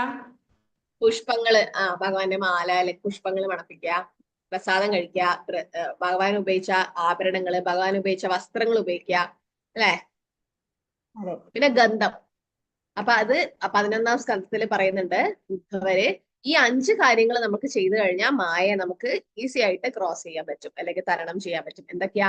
ത്വയ ഉപഭുക്ത ശൃഗന്ധ വാസോ അലങ്കാര ചർച്ചിതഃ ഉച്ഛിഷ്ടഭോജിനം ദാസം തവ മായാം ജയേമിഹി. ത്വയ ഉപഭുക്ത ശൃഗന്ധ വാസോ അലങ്കാര ചർച്ചിത. ഇത് ഭാഗവതത്തിലെ 11ാം സ്കന്ധം 6ാം അധ്യായം 46ാമത്തെ ശ്ലോകം. ഇത് വേണമെങ്കിൽ വായിച്ചു നോക്കാം. ഇതിലെന്താ പറയാ? ത്വയ ഉപഭുക്ത ശൃഗന്ധ. ത്വയ ഉപഭുക്ത അതായത് ഭഗവാൻ ഉപയോഗിച്ച ശൃഗ് ഗ്രന്ഥ, ഭഗവാൻ ഉപയോഗിച്ചു കഴിഞ്ഞ ശൃഗ് അതായത് മാലകള്. ഇപ്പം രാത്രി ശയനാരതി, രാത്രി ഭഗവാനെ ഉറക്കി കഴിഞ്ഞാൽ എന്ത് ചെയ്യും? ആ മാലകളൊക്കെ പൂജാരിമാര് ഭക്തന്മാർക്ക് കൊടുക്കും. അപ്പൊ അത് നമ്മൾ മണപ്പിക്കുക, അല്ലെങ്കിൽ നമ്മൾ അണിയുക. നമ്മൾ അത് ചെയ്തു കഴിഞ്ഞാൽ നമുക്ക് മായ തരണം ചെയ്യാൻ പറ്റും. ഗന്ധ, ഇപ്പം നരസിംഹ ആരതിയൊക്കെ കഴിഞ്ഞു കഴിഞ്ഞാൽ ഗന്ധം അല്ലെ, ഇങ്ങനെ നരസിംഹ ഓയിൽ എല്ലാവർക്കും തരും. ഭഗവാന് കൊടുത്തിട്ട് പ്രഭുപാദർക്ക് കൊടുത്തിട്ട് നമുക്കൊക്കെ കിട്ടും. അത് മണപ്പിക്കുക. വാസോ അലങ്കാര ചർച്ചിത, ഭഗവാന്റെ ആഭരണങ്ങളും ഡ്രസ്സുകളും പിന്നെ വസ്ത്രങ്ങളും. അത് വൃന്ദാവനത്തിലാന്ന് തോന്നുന്നു നമ്മൾ പോയപ്പോ. കാർത്തിക മാസം ഭഗവാന്റെ കാരണം കാർത്തിക മാസം അവര് പുതിയ പുതിയ ഡ്രസ്സുകളാണ് ഓരോ ദിവസം എടുത്തു കൊടുക്കുക. അപ്പൊ പഴയ ഡ്രസ്സൊക്കെ പഴയയായി അതിന്റെ കല്ലൊക്കെ ചെറുങ്ങനെ ഇളകിയിട്ടുണ്ടാവും. അത് ഓപ്ഷനിൽ വെക്കും. അതായത് പൈസക്ക് ഒരു 100 രൂപ ചെറിയ പൈസ ഉണ്ടാവും. പക്ഷെ ആ പൈസ അവര് അമ്പലത്തിലേക്ക് ഉപയോഗിക്കുകയും ചെയ്യും. അത് ഭക്തന്മാർക്ക് പിന്നെ പ്രസാദമായിട്ട് കിട്ടും. ബർസാനയിൽ പോയി കഴിഞ്ഞപ്പോ നമുക്ക് കുപ്പിവള, രാധാറാണിക്ക് ഇട്ടുകൊടുത്ത കുപ്പിവളയാണ് കിട്ടിയത്. അത് നമുക്കത് അണിയാൻ പറ്റും. അപ്പൊ വാസോ അലങ്കാര ചർച്ച, ഭഗവാൻ ഉപയോഗിച്ച ആഭരണങ്ങൾ അല്ലെങ്കിൽ വസ്ത്രങ്ങൾ ഉപയോഗിച്ചാൽ.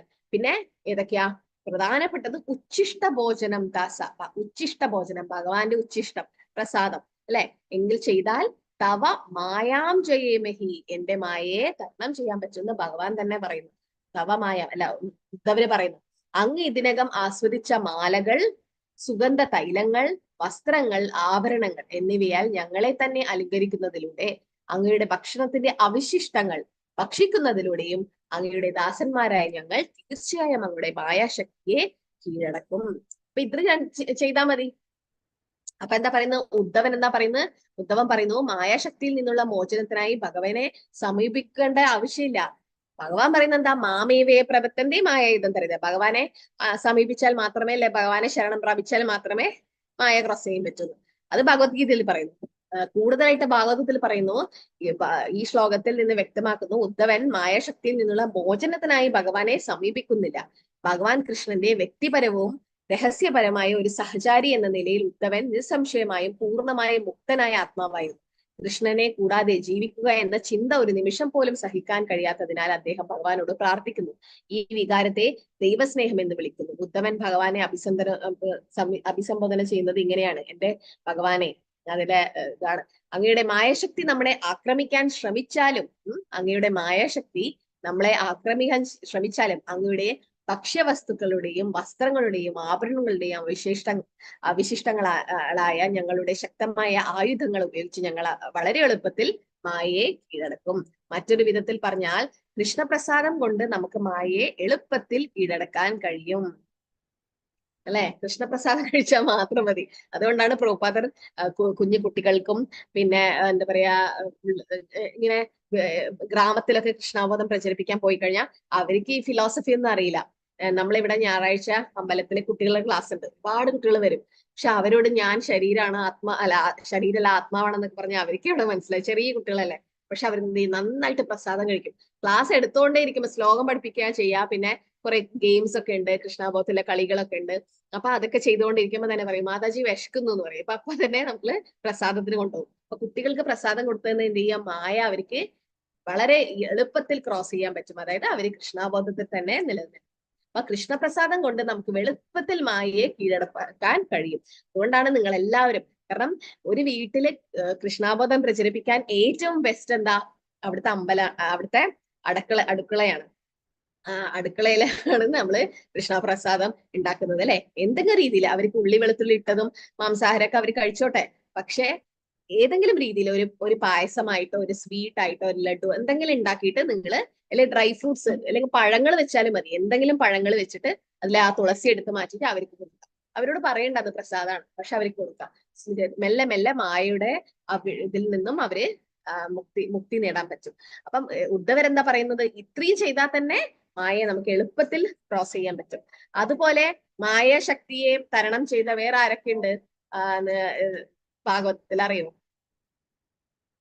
മായശക്തിയിൽ അകപ്പെട്ടത് ആരൊക്കെയാ? ഉദാഹരണങ്ങള് മാർക്കണ്ഡേയം, അജാമിള മായയിലായിരുന്നു, ആ വേശ്യ സ്ത്രീയുടെ കൂടെ.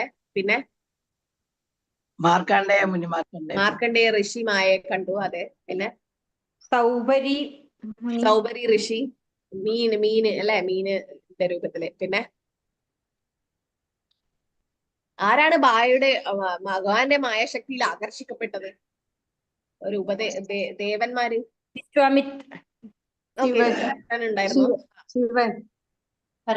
പരമശിവൻ അല്ലെ? മോഹിനി മൂർത്തിയുടെ പിന്നാലെ പോയി. പിന്നെ ബ്രഹ്മാവോ?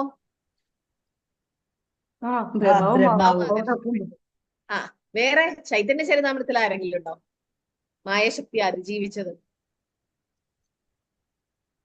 ഹരിദാസ് ഠാക്കൂർ. ഹരിദാസ് ഠാക്കൂറിന്റെ അടുത്ത് എന്തായിട്ടാ വന്നത്? ഹരിദാസ് ഠാക്കൂറിന്റെ അടുത്ത് അത് വേശ്യസ്ത്രീ ആയിട്ട് വന്നു. പിന്നെ വേശ്യസ്ത്രീ ഭക്തിയായി മാറി. മായാദേവി സ്വയം പോയിട്ടുണ്ടോ? മായാശക്തി സ്വയം എന്താ പറയാ ഹരിദാസ് ഠാക്കൂറിന്റെ അടുത്ത് പോയിട്ടുണ്ട്.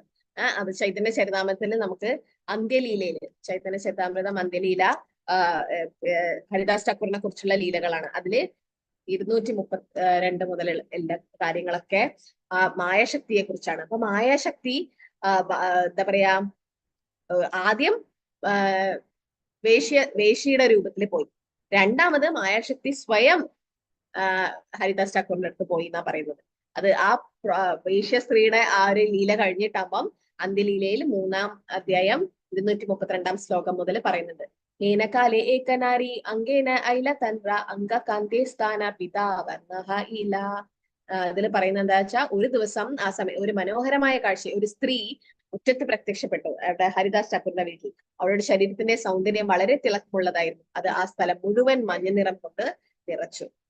അപ്പൊ അത് ആ സമയത്ത് അടുത്ത അതായത് വേശ്യസ്ത്രീ വന്നതിന് ശേഷം ഈ മായശക്തി തന്നെ പോയി എന്നാ പറയുന്നത്. അവളുടെ ശരീരത്തിന്റെ ഗന്ധം എല്ലാ ദിശകളിലും പരന്നു. അവളുടെ ആഭരണങ്ങളുടെ മിന്നലും കാതുകളെ ഞെട്ടിച്ചു. അപ്പം ഇതൊക്കെ പോയിട്ട് എന്താ ചെയ്യുന്നത്? ഹരിദാസ് ഠാക്കൂറിനെ ഭക്തിയിൽ നിന്നും പിന്തിരിപ്പിക്കാൻ വേണ്ടി ശ്രമിക്കുകയാണ് മായാശക്തി ഉടനെ. അവിടെ എത്തിയതിനു ശേഷം ആ സ്ത്രീ തുളസിച്ചെടിയെ നമസ്കരിക്കുകയും തുളസിച്ചെടിയെ പ്രദക്ഷിണം ചെയ്ത ശേഷം ഹരിദാസ് ഠാക്കൂർ ഇരിക്കുന്ന ഗുഹയുടെ വാതിൽക്കലെത്തി. അപ്പൊ മായാശക്തി സ്വയം പോവുകയാണ്. കൂപ്പുകൈകളോടെ അവൾ ഹരിദാസ് ഠാക്കൂറിനെ പാദപത്മങ്ങളിൽ പ്രണാമം അർപ്പിച്ചു. വാതിൽക്കൽ ഇരുന്നു കൊണ്ട് അവൾ വളരെ മധുരമായ ശബ്ദത്തിൽ സംസാരിച്ചു. എന്റെ പ്രിയ സുഹൃത്തെ, അവൾ പറഞ്ഞു, നീ ലോകത്തിന്റെ മുഴുവൻ സുഹൃത്താണ്. നീ വളരെ സുന്ദരിയും യോഗ്യനുമാണ്, സുന്ദരൻ. നിന്നുമായുള്ള ഐക്യത്തിൽ മാത്രമാണ് ഞാൻ ഇവിടെ വന്നത്. നീയുമായിട്ടുള്ള ഐക്യത്തിൽ. അത് ട്രാൻസ്ലേറ്റ് ചെയ്യുമ്പോൾ ചെറിയ പ്രശ്നങ്ങൾ ഉണ്ടാവും. എന്റെ പ്രിയപ്പെട്ട ദയയോടെ എന്നെ സ്വീകരിച്ച് എന്നോട് കരുണ കാണിക്കണമേ. കാരണം എല്ലാ പുണ്യാത്മകളുടെയും സ്വഭാവ സവിശേഷമാണ് ദരിദ്രരോടും വീണുപോയവരോടും ദയ കാണിക്കുന്നത്. അപ്പൊ മായാശക്തി വീണ് അപേക്ഷിക്കുകയാണ് ഹരിദാസ് ഠാക്കൂറിനോട്, അല്ലെ? എന്നിട്ട് പക്ഷെ ഹരിദാസ് ഠാക്കൂർ എങ്ങനെയാ ഭഗവാന്റെ നാമം എപ്പോഴും ജപിച്ചുകൊണ്ടേയിരിക്കുന്ന ആളാണ്. ഇത്രയും പറഞ്ഞതിന് ശേഷം അവൾ പലതരം ഭാവങ്ങൾ പ്രകടിപ്പിക്കാൻ തുടങ്ങി. ഏറ്റവും വലിയ തത്വചിന്തകൻ പോലും കാണുമ്പോൾ ക്ഷമ നഷ്ടപ്പെടുമായിരുന്നു അവ. അപ്പം എന്താ പറയാ, വിശ്വാമിത്രന്റെ തപസ് എങ്ങനെയാണോ മുടക്കാൻ ശ്രമിച്ചത്, അതുപോലെ മായാദേവി സ്വയം വരികയാണ് ഹരിദാസ് ഠാക്കൂറിനോട്. ഹരിദാസ് ഠാക്കൂർ അചഞ്ചലനായിരുന്നു. കാരണം അദ്ദേഹം വളരെ ദൃഢനിശ്ചയം ചെയ്തിരുന്ന ആളായിരുന്നു. അവളോട് വളരെ കരുണയുള്ളവനായി അദ്ദേഹം അവളോട് സംസാരിക്കാൻ തുടങ്ങി. ഹരിദാസ് ഠാക്കൂർ എന്തുകൊണ്ടാ ഇത്രയും എന്തിലായിരുന്നു ദൃഢനിശ്ചയം ഹരിദാസ് ഠാക്കൂറിന്? അല്ലെ, ഹരിനാമം ജപിക്കുന്നുള്ള എത്ര ലക്ഷം 3 ലക്ഷം നാമം ജപിച്ചതിന് ശേഷം മാത്രമേ അദ്ദേഹം വേറെ എന്തും ചെയ്യുമായിരുന്നു. അപ്പൊ അദ്ദേഹം പറഞ്ഞു, അദ്ദേഹത്തെ ഇത് തന്നെയാണ് വേശിനോടും പറഞ്ഞത്. സംഖ്യാനാമ സംഖ്യ ഈ ദിവസ യജ്ഞ, അല്ലെ? സംഖ്യാനാമം, അതായത് എന്റെ ആ നാമം ദിവസം നിശ്ചയിച്ച എണ്ണം തവണ പുണ്യനാമം ഹരിനാമം ജപിച്ചുകൊണ്ട് ഒരു മഹത്തായ യാഗം നടത്താൻ ഞാൻ ഒരു വ്രതം എടുത്തിരിക്കുന്നു. അതായത് ഈ 3 ലക്ഷം നാമം ജപിക്കാതെ പ്രസാദം വരെ ഹരിദാസ് ഠാക്കൂർ കഴിക്കില്ലായിരുന്നു. അങ്ങനെ ചൈതന്യ മഹാപ്രഭു ജഗന്നാഥ് പുരിയിൽ പോയിട്ട് തിരിച്ചു വരുമ്പോ, കാരണം ഹരിദാസ് ഠാക്കൂറിന് അമ്പലത്തിന്റെ അകത്ത് പ്രവേശനമില്ലായിരുന്നു, ഭഗവാൻ സ്വയം പുറത്തു വന്ന് ദർശനം കൊടുക്കും. എന്നിട്ട് പറയും, നീ ഓൾറെഡി ഭാവത്തിലുള്ളത്, പ്രേമത്തിലുള്ളത്, നീ ഇത്രയും നാമം ജപിക്കേണ്ട ആവശ്യമില്ല. പക്ഷെ ഹരിദാസ് ഠാക്കൂർ പറയും, ഇല്ല, എനിക്കൊരു അസുഖമുണ്ട്, എനിക്ക് എന്റെ നാമം കംപ്ലീറ്റ് ചെയ്യാൻ പറ്റുന്നില്ല. പ്രഭുപാദ പറയും, ചിലപ്പോൾ നമ്മൾ ആ 16 മാല നീട്ടി വെക്കും, ചില കാരണം കൊണ്ട് വേറെ ദിവസത്തേക്കൊക്കെ വെക്കും, അല്ലെ? നമ്മൾ ആദ്യം മാറ്റി വെക്കുന്നത് നമ്മളെ ജപമായിരിക്കും. പക്ഷെ പ്രഭുപാദ പറയും, നിങ്ങൾ ഉറങ്ങാൻ മറന്നോ, അല്ലെ ഭക്ഷണം കഴിക്കാൻ മറന്നോ? ഇല്ല, അതൊക്കെ നമ്മൾ കറക്റ്റ് ആയിട്ട് ചെയ്യും. പക്ഷെ ജപം നമ്മൾ പിന്നെയും നീട്ടി വെക്കാൻ ശ്രമിക്കും. പക്ഷെ അങ്ങനെ ചെയ്യാൻ പാടില്ല എന്ന് ഹരിദാസ് ഠാക്കൂർ നമുക്ക് കാണിച്ചു തരികയാണ്. എന്നിട്ട് ഹരിദാസ് ഠാക്കൂർ പിന്നെയും പറഞ്ഞു, ജപിക്കുക എന്ന പ്രതിജ്ഞ നിറവേറ്റാത്തിടത്തോളം കാലം ഞാൻ മറ്റൊന്നും ആഗ്രഹിക്കുന്നില്ല. എന്റെ ജപം പൂർത്തിയാകുമ്പോൾ എനിക്ക് എന്തും ചെയ്യാനുള്ള അവസരം ലഭിക്കും. ആ ജപം പൂർത്തീകരിച്ചാൽ മാത്രമേ ഹരിദാസ് ഠാക്കൂറിന് ഇനി എന്തും ചെയ്യാൻ പറ്റും. വാതിൽക്കൽ ഇരുന്ന് ഹരേ കൃഷ്ണ മഹാമന്ത്രത്തിന്റെ ജപം കഴിഞ്ഞാലുടൻ നിങ്ങൾ ആഗ്രഹിക്കുന്നത് പോലെ ഞാൻ നിങ്ങളെ തൃപ്തിപ്പെടുത്തും. അപ്പൊ എങ്ങനെയാണ് വേശ്യസ്ത്രീ ഹരിനാമം കേട്ടത്, അതുപോലെ മായയും ഹരിനാമം കേൾക്കാൻ തുടങ്ങി. ഇത്രയും പറഞ്ഞതിന് ശേഷം ഹരിദാസ് ഠാക്കൂർ ഭഗവാന്റെ തിരുനാമം ജപിക്കുന്നത് തുടർന്നു. അങ്ങനെ അദ്ദേഹത്തിന്റെ മുമ്പിൽ ഇരുന്ന സ്ത്രീ തിരുനാമം ജപിക്കുന്നത് കേൾക്കാൻ തുടങ്ങി. ശുദ്ധാത്മാവ്, അല്ലെ? ഒരു മുക്താത്മാവാണ് ഹരിദാസ് ഠാക്കൂർ, ബ്രഹ്മാവ് തന്നെയാണ്, അല്ലെ? അപ്പം ബ്രഹ്മാവിന്റെ പുനർജനിച്ചതാണ്. അപ്പം ഹരിദാസ് ഠാക്കൂർ മായാദേവിയെ ഹരിനാമം കേൾപ്പിച്ചു. ശുദ്ധ ഭക്തൻ ഹരിനാമം ചൊല്ലുന്നത് കേട്ട വേഗം മോക്ഷം കിട്ടും. ഇങ്ങനെ അവൻ ജപിച്ചുകൊണ്ടിരിക്കുമ്പോൾ പ്രഭാതം അടുത്തു. പ്രഭാതമായെന്ന് കണ്ടപ്പോൾ ആ സ്ത്രീ എഴുന്നേറ്റ് പോയി. ഇതുപോലെയാണ് വേശി സ്ത്രീയും ചെയ്തത്. ഇങ്ങനെ 3 ദിവസം ഇത് ചെയ്തു. 3 ദിവസം ഇത് കണ്ടിന്യൂ ചെയ്തു. 3 ദിവസത്തേക്ക് അവൾ ഹരിദാസ് ഠാക്കൂറിനെ ഈ രീതിയിൽ സമീപിച്ചു. എല്ലാ ദിവസവും പോവും, തുളസി മഹാറാണിനെ നമസ്കരിക്കും, അവിടെ പരിക്രമം ചെയ്യും. അപ്പം തുളസി സേവയായി. പിന്നെ അത് കഴിഞ്ഞിട്ട് വൈഷ്ണവ സേവ, അതായത് ഹരിദാസ് ഠാക്കൂർ പറയുന്ന കീർത്തനം അത് കേട്ടു. ബ്രഹ്മാവിന്റെ മനസ്സിനെ പോലെ മമ്പരിക്കുന്ന വിധ സ്ത്രീ ലിംഗഭാവങ്ങൾ അവൾ പ്രകടിപ്പിച്ചു. പക്ഷെ എങ്കിലും ഹരിദാസ് ഠാക്കൂറിനെ അനക്കാൻ പറ്റില്ല. ഹരിദാസ് ഠാക്കൂർ എപ്പോഴും കൃഷ്ണനെയും കൃഷ്ണന്റെ പുണ്യനാമത്തെയും കുറിച്ചുള്ള ചിന്തകളിൽ മുഴുകിയിരുന്നു. അതിനാൽ സ്ത്രീ പ്രകടിപ്പിച്ച സ്ത്രീലിംഗ ഭാവങ്ങൾ അദ്ദേഹം കാട്ടിൽ കരയുന്നത് പോലെയായിരുന്നു. അതൊന്നും അദ്ദേഹം ശ്രദ്ധിച്ചിരുന്നില്ല. 3-ാം ദിവസത്തിന്റെ രാത്രിയുടെ അവസാനം ആ സ്ത്രീ ഹരിദാസ് ഠാക്കൂറോട് ഇപ്രകാരം സംസാരിച്ചു. എന്താ പറഞ്ഞത്? എന്റെ പ്രിയപ്പെട്ട സാറേ, 3 ദിവസമായി നിങ്ങൾ തെറ്റായ ഉറപ്പുകൾ നൽകി എന്നെ വഞ്ചിക്കുന്നു. കാരണം രാവും പകലും നിങ്ങളുടെ വിശുദ്ധനാമം ജപിക്കുന്നത് ഒരിക്കലും അവസാനിക്കുന്നില്ല എന്ന് ഞാൻ കാണുന്നു. ഇപ്പൊ കഴിയും എന്ന് പറഞ്ഞ് അവിടെ ഇങ്ങനെ വെയിറ്റ് ചെയ്യിപ്പിച്ചു. ഹരിദാസ് ഠാക്കൂർ പറഞ്ഞു, എന്റെ പ്രിയ സുഹൃത്തെ, എനിക്ക് എന്ത് ചെയ്യാൻ കഴിയും? ഞാനൊരു നേർച്ച നേർന്നു. പിന്നെ എങ്ങനെയാണ് എനിക്കത് ഉപേക്ഷിക്കാൻ കഴിയുക? ഇതിപ്പോ കഴിയും. ഹരിദാസ് ഠാക്കൂറിനെ നമസ്കരിച്ച ശേഷം ആ സ്ത്രീ പറഞ്ഞു, ഞാൻ പരമദിവ്യോത്തമ വ്യക്തിത്വത്തിന്റെ മായാശക്തിയാണ്. ആരായിരുന്നത്? മായാശക്തി. അപ്പൊ സ്വയം മായാശക്തി. എനിക്കും ഒരു കൺഫ്യൂഷൻ. ഞാൻ വിചാരിച്ച ആദ്യം വേശ്യസ്ത്രീ വന്നതാണെന്ന് പറയുന്നത്. പക്ഷെ അല്ല, ആ വേശ്യസ്ത്രീയുടെ അധ്യായം ഈ ശ്ലോകങ്ങളൊക്കെ കഴിഞ്ഞതിന് ശേഷം പിന്നെ പറയുന്നു മായാദേവി സ്വയം. മായാദേവിയാണ് വേശ്യസ്ത്രീ അയച്ചത്. പക്ഷെ വേശ്യസ്ത്രീ ഭക്തിയായി എന്ന് കണ്ടപ്പോ മായാദേവി സ്വയം വരികയാണ്. എന്തിനാന്ന് വെച്ചാൽ മായാദേവിക്കും ഭഗവാന്റെ ഭക്തയാണ്. പക്ഷെ ഒരു ഭക്തനിലൂടെ ഭക്തി കിട്ടാൻ വേണ്ടി ആഗ്രഹിച്ചു. അല്ലെങ്കിൽ ഭക്തന്റെ എന്താ പറയാ ഒരു ഭക്തൻ ഗുരുവായിട്ട് ലഭിക്കാൻ വേണ്ടിയിട്ട് മായാശക്തി സ്വയം വരികയാണ്. അപ്പൊ 3 ദിവസം കൊണ്ട് ഹരിദാസ് ഠാക്കൂർ മാറുന്നില്ല എന്ന് കണ്ടപ്പോൾ മായാശക്തി എന്താ ചെയ്തത്? അവിടെ നമസ്കരിച്ചിട്ട് പറഞ്ഞു, ഞാൻ പരമദിവ്യോത്തമ പുരുഷന്റെ മായാശക്തിയാണ്. നിങ്ങളെ പരീക്ഷിക്കാൻ ഞാൻ ഇവിടെ വന്നതാണെന്ന് പറയും. ഇപ്പൊ പരീക്ഷിക്കാൻ വേണ്ടി വന്നു. ആ പരീക്ഷയിൽ ഹരിദാസ് ഠാക്കൂർ വിജയിച്ചു. എന്നിട്ട് എന്താ പറയാ? മറ്റുള്ളവരെ കാര്യം പറയട്ടെ, ബ്രഹ്മാവിന്റെ മനസ്സിൽ പോലും ഞാൻ മുമ്പ് ആകർഷിപ്പിച്ചിട്ടുണ്ട്. അല്ലെ? നമ്മളിപ്പോ പറഞ്ഞു ബ്രഹ്മാവ് സരസ്വതി ദേവിയുടെ പിന്നാലെ പോയി എന്ന് പറഞ്ഞു. അത് മായയില് മാത്രം, നിങ്ങളുടെ മനസ്സിനെ മാത്രം എനിക്ക് ആകർഷിക്കാൻ പറ്റില്ല. അപ്പം ശിവദേവൻ മായാദേവിയുടെ പിന്നിൽ പോയി എന്ന് പറയുന്നത്. പക്ഷെ ഹരിദാസ് ഠാക്കൂർ അല്ലെ, അപ്പൊ അത്രയും ബ്രഹ്മാവ് തന്നെയാണ്. പക്ഷെ ബ്രഹ്മാവായിട്ട് വന്നപ്പോൾ മായാദേവിയുടെ പിന്നിൽ പോയി. ഹരിദാസ് ഠാക്കൂറായിട്ട് വന്നപ്പോൾ പോയില്ല. എന്റെ പ്രിയപ്പെട്ട സാറേ, അങ്ങ് ഏറ്റവും മികച്ച ഭക്തനാണ്. അങ്ങയെ കാണുകയും കൃഷ്ണന്റെ തിരുനാമം ജപിക്കുന്നത് കേൾക്കുകയും ചെയ്തുകൊണ്ട് തന്നെ എന്റെ ബോധം ശുദ്ധീകരിക്കപ്പെട്ടു. ഇപ്പോൾ ഞാൻ ഭഗവാന്റെ തിരുനാമം ജപിക്കാൻ ആഗ്രഹിക്കുന്നു. ഹരേ കൃഷ്ണ മഹാമന്ത്രം ജപിക്കുന്നതിന്റെ ആനന്ദത്തെ കുറിച്ച് എനിക്ക് ഉപദേശിച്ചു തന്നുകൊണ്ട് ദയവായി എന്നോട് ദയ കാണിക്കണം. അപ്പൊ മായാദേവി പറയാണ് ഹരിദാസ് ഠാക്കൂറിനോട്, എന്നെ ശിഷ്യയായി സ്വീകരിക്കണം, അങ്ങ് ഗുരുവായി ഹരേ കൃഷ്ണ മഹാമന്ത്രം എനിക്ക് നൽകണമെന്ന് മായാദേവി സ്വയം പറയുകയാണ്. അപ്പം ഹരിദാസ് ഠാക്കൂറുടെ ശക്തി നോക്കുക. ചൈതന്യ ഭഗവാന്റെ അവതാരം മൂലം ഇപ്പോൾ ഭഗവത് പ്രേമത്തിന്റെ ശാശ്വതമായ അമൃത് ഒഴുകിയിരിക്കുന്നു. എല്ലാ ജീവജാലങ്ങളുടെയും ആ വെള്ളപ്പൊക്കത്തിൽ പൊങ്ങിക്കിടക്കുന്ന ലോകം മുഴുവൻ ഇപ്പോൾ ഭഗവാനോട് നന്ദിയുള്ളവരാണ്. അതായത് ആ ഒരു ലീലകൾ പറയാണ്. അതായത് ഭഗവാന്റെ മഹാപ്രഭുവിന്റെ കാരുണ്യം കൊണ്ടാണ് ഇത്രയും കൃഷ്ണാബോധം ലഭിക്കുന്നത്. അല്ലെ? ദശലക്ഷക്കണക്കിന് കൽപ്പങ്ങൾ കൊണ്ട് അത്തരം ഒരു വ്യക്തിയെ മോചിപ്പിക്കാൻ കഴിയില്ല. ഇതിൽ പറയുന്നത് ലാസ്റ്റ് അവസാനം പറയുന്നത് മായശക്തിനെ പറയുന്നു, മുമ്പ് എനിക്ക് ശ്രീരാമൻ പുണ്യനാമം ഭഗവാൻ ശിവനിൽ നിന്നും എനിക്ക് കിട്ടി. എന്നാൽ ഇപ്പോൾ നിങ്ങളുടെ സഹവാസം കാരണം ഭഗവാൻ കൃഷ്ണന്റെ പുണ്യനാമം ജപിക്കാൻ ഞാൻ അത്യന്തം ആഗ്രഹിക്കുന്നു. അല്ലെ? എന്താണ് കൃഷ്ണന്റെ നാമവും രാമന്റെ നാമവും എല്ലാം ഒന്ന് തന്നെയല്ലേ? പക്ഷെ എന്തിന്റെ ആ ശക്തി എന്താ വ്യത്യാസം? ഏതിനാണ് കൂടുതൽ? അത് കൃഷ്ണന്റെ നാമത്തിന് എത്ര സഹസ്രനാമം തത്തുല്യം രാമനാമ വരാനിനെ, അല്ലെ? 1000കണക്കിന് വിഷ്ണുവിന്റെ നാമം ഒരു കൃഷ്ണന്റെ നാമത്തിന് തുല്യമാണ്, അല്ലെ? രാമന്റെ നാമത്തിന്. അപ്പം രാമന്റെ ഒരു നാമം ജപിച്ചാലോ എത്ര കൃഷ്ണന്റെ നാമം? 3 രാമൻ നാമം ജപിച്ചാല് ഒരു കൃഷ്ണൻ നാമത്തിന്റെ ഫലമായി. അതായത് 3 പ്രാവശ്യം രാമൻ ജപിക്കേണ്ട, 1 പ്രാവശ്യം കൃഷ്ണ എന്ന് ജപിച്ചാൽ തന്നെ ആയി. രാമന്റെ പുണ്യനാമം പിന്നെ പറയുന്നു വ്യത്യാസം, വേറൊരു വ്യത്യാസം. രാമന്റെ പുണ്യനാമം തീർച്ചയായും മോചനം കിട്ടും, നമുക്ക് മോക്ഷം കിട്ടും. എന്നാൽ കൃഷ്ണന്റെ പുണ്യനാമം ഒരാളെ അജ്ഞാന സാഗരത്തിന്റെ മറുകരയിൽ കൊണ്ടുപോകുന്നു. ഒടുവിൽ കൃഷ്ണനോടുള്ള ആനന്ദഭരിതമായ സ്നേഹം നൽകും. കൃഷ്ണ പ്രേമം കിട്ടാൻ വേണ്ടി കൃഷ്ണനാമത്തിന് പറ്റും. രണ്ടും ഒന്ന് തന്നെ, കൃഷ്ണൻ രാമൻ എല്ലാം ഒരേ വ്യക്തി തന്നെ. പക്ഷെ ആ ഒരു ചെറിയൊരു വ്യത്യാസം അവിടെ പറയുന്നുണ്ട് മായാദേവി. ദയവായി എനിക്ക് കൃഷ്ണന്റെ പുണ്യനാമം നൽകണേ, അങ്ങനെ എന്നെ ഭാഗ്യവതിയാക്കണമേ. അപ്പൊ ശരിയായ ഭാഗ്യവതി എന്താ? ലോട്ടറി എടുക്കലല്ല, ദശലക്ഷം. ആരാ പറഞ്ഞത്? നമ്മളും ലക്ഷപതികളാ. എന്തുകൊണ്ടാ?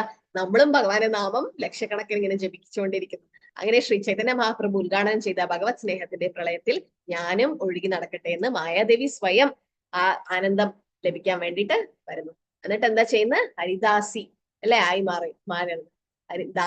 ദാസിയായിട്ട് മാറാണ്. ഈ വിധത്തിൽ സംസാരിച്ച ശേഷം മായ ഹരിദാസ് ഠാക്കൂറിനെ താമരപ്പൂകളാൽ നമസ്കരിച്ചു. ഹരേ കൃഷ്ണ മഹാമന്ത്രം ജപിക്കുക എന്ന് പറഞ്ഞുകൊണ്ട് അദ്ദേഹം അവൾക്ക് ദീക്ഷ നൽകി. അതായത് മായക്ക് ദീക്ഷ നൽകാൻ ഹരിദാസ് ഠാക്കൂറിന് പറ്റി. ഹരേ കൃഷ്ണ കൃഷ്ണ കൃഷ്ണ ഹരേ ഹരേ, ഹരേ രാമ രാമ രാമ ഹരേ ഹരേ. എന്തെങ്കിലും ചോദ്യം ഉണ്ടോ, ചോദിക്കാനുണ്ടോ, എന്തെങ്കിലും ആഡ് ചെയ്യാനുണ്ടോ? ഹരേ കൃഷ്ണ.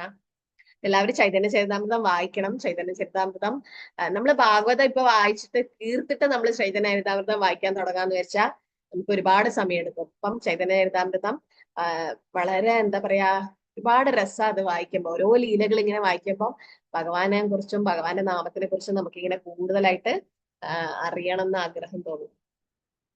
അപ്പൊ എല്ലാവരും നമ്മളൊക്കെ മായയെ ക്രോസ് ചെയ്യണമെങ്കിൽ ഒരു വഴിയേ ഉള്ളൂ. നിങ്ങൾ തന്നെ നിങ്ങളുടെ എന്താ പറയാ, നിങ്ങളെ പൂന്തോട്ടിൽ നിന്ന് കുറച്ച് പൂവൊക്കെ പറിച്ച് ഭഗവാനെ അർപ്പിക്കുക അല്ലെ. എല്ലാ ദിവസവും പത്രപുഷ്പം. ആ പൂ രാത്രി അതങ്ങനെ നമ്മൾ വാരി കളയുമ്പോൾ ഒന്ന് മണപ്പിച്ചിട്ട് അത് കളഞ്ഞാൽ മതി. അതപ്പം എല്ലാ ദിവസവും നിങ്ങൾ ആ പുഷ്പം മണപ്പിക്കുന്ന പോലെ. പിന്നെ ഭഗവാന്റെ വസ്ത്രം, ഭഗവാനെ എന്തെങ്കിലും ഏതെങ്കിലും വിഷുവിനോ ഓണത്തിന് എന്തെങ്കിലും ഒരു വേഷ്ടി മുണ്ടല്ലേ, ചെറിയ മുണ്ടൊക്കെ വാങ്ങിയിട്ട് കഴിഞ്ഞാൽ നിങ്ങൾക്ക് അത് ഉപയോഗിക്കാം, അല്ലെങ്കിൽ അത് നിങ്ങൾക്ക് വെക്കാം. പിന്നെ ചില ആൾക്കാര് ഭഗവാനെ ടർബൻ കെട്ടുമല്ലോ. ഭഗവാൻ ഇങ്ങനെ എന്താ പറയാ, ടർബൻ കിരീടത്തിന് പകരം ഇങ്ങനെ ടർബനൊക്കെ കെട്ടിക്കഴിഞ്ഞാൽ ആ ഷോള്, അത് ഷോളായിരിക്കും. അത് കുറച്ച് പഴയതാകുമ്പോൾ അതൊക്കെ ഡിവോട്ടീസിന് കൊടുക്കും. അവരത് ചുരിദാറിനൊക്കെ ഇടും. അപ്പൊ അങ്ങനെ ഉപയോഗിക്കാം. നിങ്ങളെ വീട്ടിൽ തന്നെ നിങ്ങൾക്ക് അങ്ങനെ ഉപയോഗിക്കാം. പിന്നെ പ്രസാദം ഭോഗാക്കി നൈവേദ്യമാക്കിയിട്ട് അത് പ്രസാദമായിട്ട് സ്വീകരിക്കാം. അപ്പൊ ഇങ്ങനെയൊക്കെ നിങ്ങൾ ചെയ്തു കഴിഞ്ഞാൽ ഗന്ധം, ചന്ദനത്തിരി ഭഗവാന് കാണിച്ചതിന് ശേഷം അതിന്റെ സ്മെല്ലും ഗന്ധം തന്നെയാണ്. അതും വയ ഉപഭുക്ത ശ്രീഗന്ധ വാസോ അലങ്കാര ചർച്ചിത ഉച്ഛിഷ്ട ഭോജനം ദാസെ തവമായാം ജയമി. അപ്പൊ ഇത്രയും കാര്യങ്ങൾ, ഭഗവാന്റെ വസ്ത്രം, ഭഗവാന്റെ ഗന്ധം, പിന്നെ മാല, ആഭരണങ്ങള്, പിന്നെ പ്രസാദം, ഇത്രയും കഴിച്ചു കഴിഞ്ഞാൽ നമുക്ക് മായയിൽ നിന്നും ക്രോസ് ചെയ്യാൻ പറ്റും, അല്ലെ അതിജീവിക്കാൻ പറ്റും. മായ ഒരിക്കലും നമ്മളെ തൊടില്ല എന്ന് പറയും. ഹരേ കൃഷ്ണ. ഒന്ന് സംശയമില്ലെങ്കിൽ നമുക്ക് നിർത്താം. പത്മാവതി മാതാജി, പത്മാവതി പ്രേമ. ഹരേ കൃഷ്ണ മാതാജി. ഹരേ കൃഷ്ണ മാതാജി. ഒരാള് ക്വസ്റ്റ്യൻ ചോദിച്ചിട്ടുണ്ടായിരുന്നു ലെവനില്, എന്തുകൊണ്ടാണ് ഭഗവത്ഗീത 18 ദിവസം എന്ന് 18 അധ്യായം അല്ലെങ്കിൽ 18 ദിവസം കൊണ്ട് പഠിപ്പിക്കണേ? 18 അധ്യായം എന്തുകൊണ്ടാണ് എന്നുള്ളത്. 18 ദിവസമാണ് യുദ്ധം നടന്നത്. ആ കുരുക്ഷേത്ര യുദ്ധം 18 ദിവസമായിരുന്നു. അത് മാത്രം പറഞ്ഞു. എനിക്ക് വേറെ അതിന്റെ കുറിച്ച് അറിയില്ല. കാരണം 45 മിനിറ്റ് കൊണ്ട് കൃഷ്ണൻ 45 മിനിറ്റ് കൊണ്ട് പറഞ്ഞു തീർത്തു. പക്ഷെ 18 എന്താ പറയാ ദിവസം എടുത്തു എന്നാ പറയുന്നത്. അപ്പൊ എങ്ങനെയാണോ സപ്താഹം നമ്മൾ 7 ദിവസം നടത്തുന്നത്, എന്തുകൊണ്ടാ 7 ദിവസമായിരുന്നു പരീക്ഷിത് മഹാരാജാവിന് സമയം ഉണ്ടായത് അല്ലെ, 7 ദിവസം. അതുപോലെ 7 ദിവസം സപ്താഹം നടക്കുന്നത്. അതുപോലെ അങ്ങനെയാണ് ഞാൻ കേട്ടത്, 18 ദിവസം. വേറെ ആർക്കെങ്കിലും അറിയോ? അനുത്തര മാതാജിക്ക് അറിയോ ഉത്തരം? അത് പറഞ്ഞു ഞാൻ അവരോട്. ഇങ്ങനെ ഭഗവാൻ 45 മിനിറ്റ് കൊണ്ടാണ് പറഞ്ഞത്. വ്യാസദേവൻ അത് വിശദീകരിച്ചു എന്നേ ഉള്ളൂ. ഇപ്പൊ എങ്ങനെയാണോ ചാതുർശ്ലോകി ഭാഗവതം 4 ശ്ലോകങ്ങൾ 18,000 ശ്ലോകങ്ങളായി മാറി അല്ലെ, അതുപോലെ അദ്ദേഹം പറയാണ് അതൊന്നും അല്ല ഇതിന്റെ ആൻസർ എന്ന്. ഹരേ കൃഷ്ണ മാതാജി. ഞാൻ ഒരിക്കൽ കേട്ടിട്ടുണ്ട്, നമ്മൾ ഇവിടുന്ന് എല്ലാം പിന്നെ ഇങ്ങനെ 18 മൾട്ടിപ്പിൾസ് 18ന്റെ ഒരു ഇതാണ് ഭഗവാന്റെ ഇത് വരുന്നത്. അതായത് ഇവിടുന്ന് ഡിസ്റ്റൻസ് ഉണ്ടല്ലോ, ഇവിടുന്ന് ഓരോ ലോകത്തിലേക്കുള്ള ഡിസ്റ്റൻസ് അങ്ങനെയൊക്കെ കേട്ടു. കാരണം എല്ലാം നമ്മൾ അക്ഷൗഹിണി പട അതൊക്കെ 18ന്റെ മൾട്ടിപ്പിൾസ് ആണല്ലോ. അക്ഷൗഹിണി വരുന്നത് ഒക്കെ 18 അക്ഷൗഹിണി ഉണ്ട്. പിന്നെ എന്താണ് കാലാൾപ്പട, അതിന്റെയും ടോട്ടലി വരിക 18 ആണ്. പുരാണങ്ങളില്ലേ 18 പുരാണങ്ങളാ? 18 എല്ലാം 18 എന്ന് പറയുന്നത് എന്തോ സ്പെഷ്യൽ ആണ് ഭഗവാന്റെ എന്നാണ്.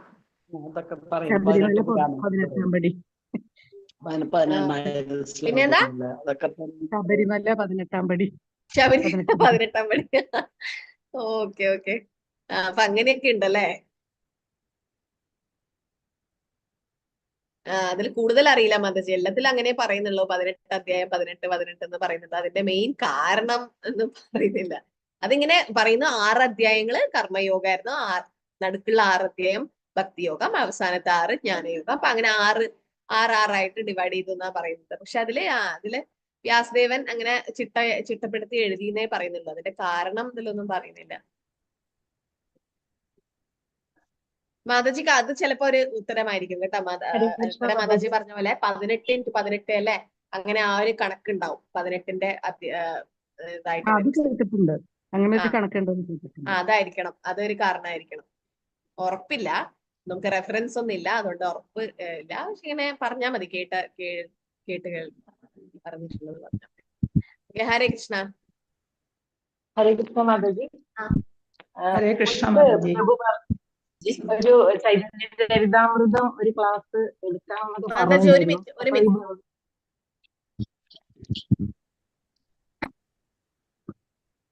ഹരേ കൃഷ്ണ മാതാജി. മാതാജി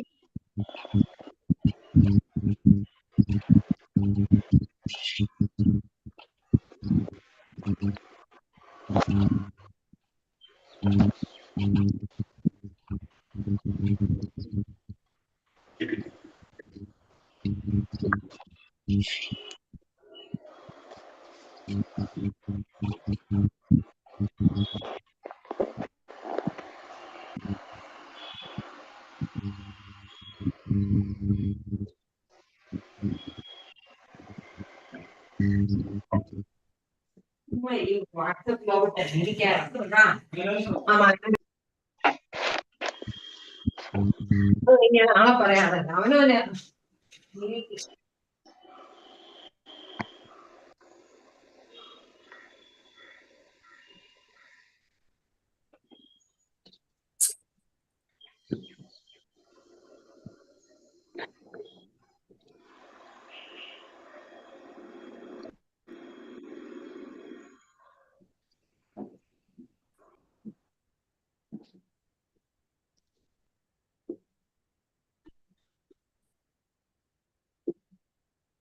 ഹരേ കൃഷ്ണ മാതാജി, എന്താ ചൈതന്യ ചരിതാമൃതം?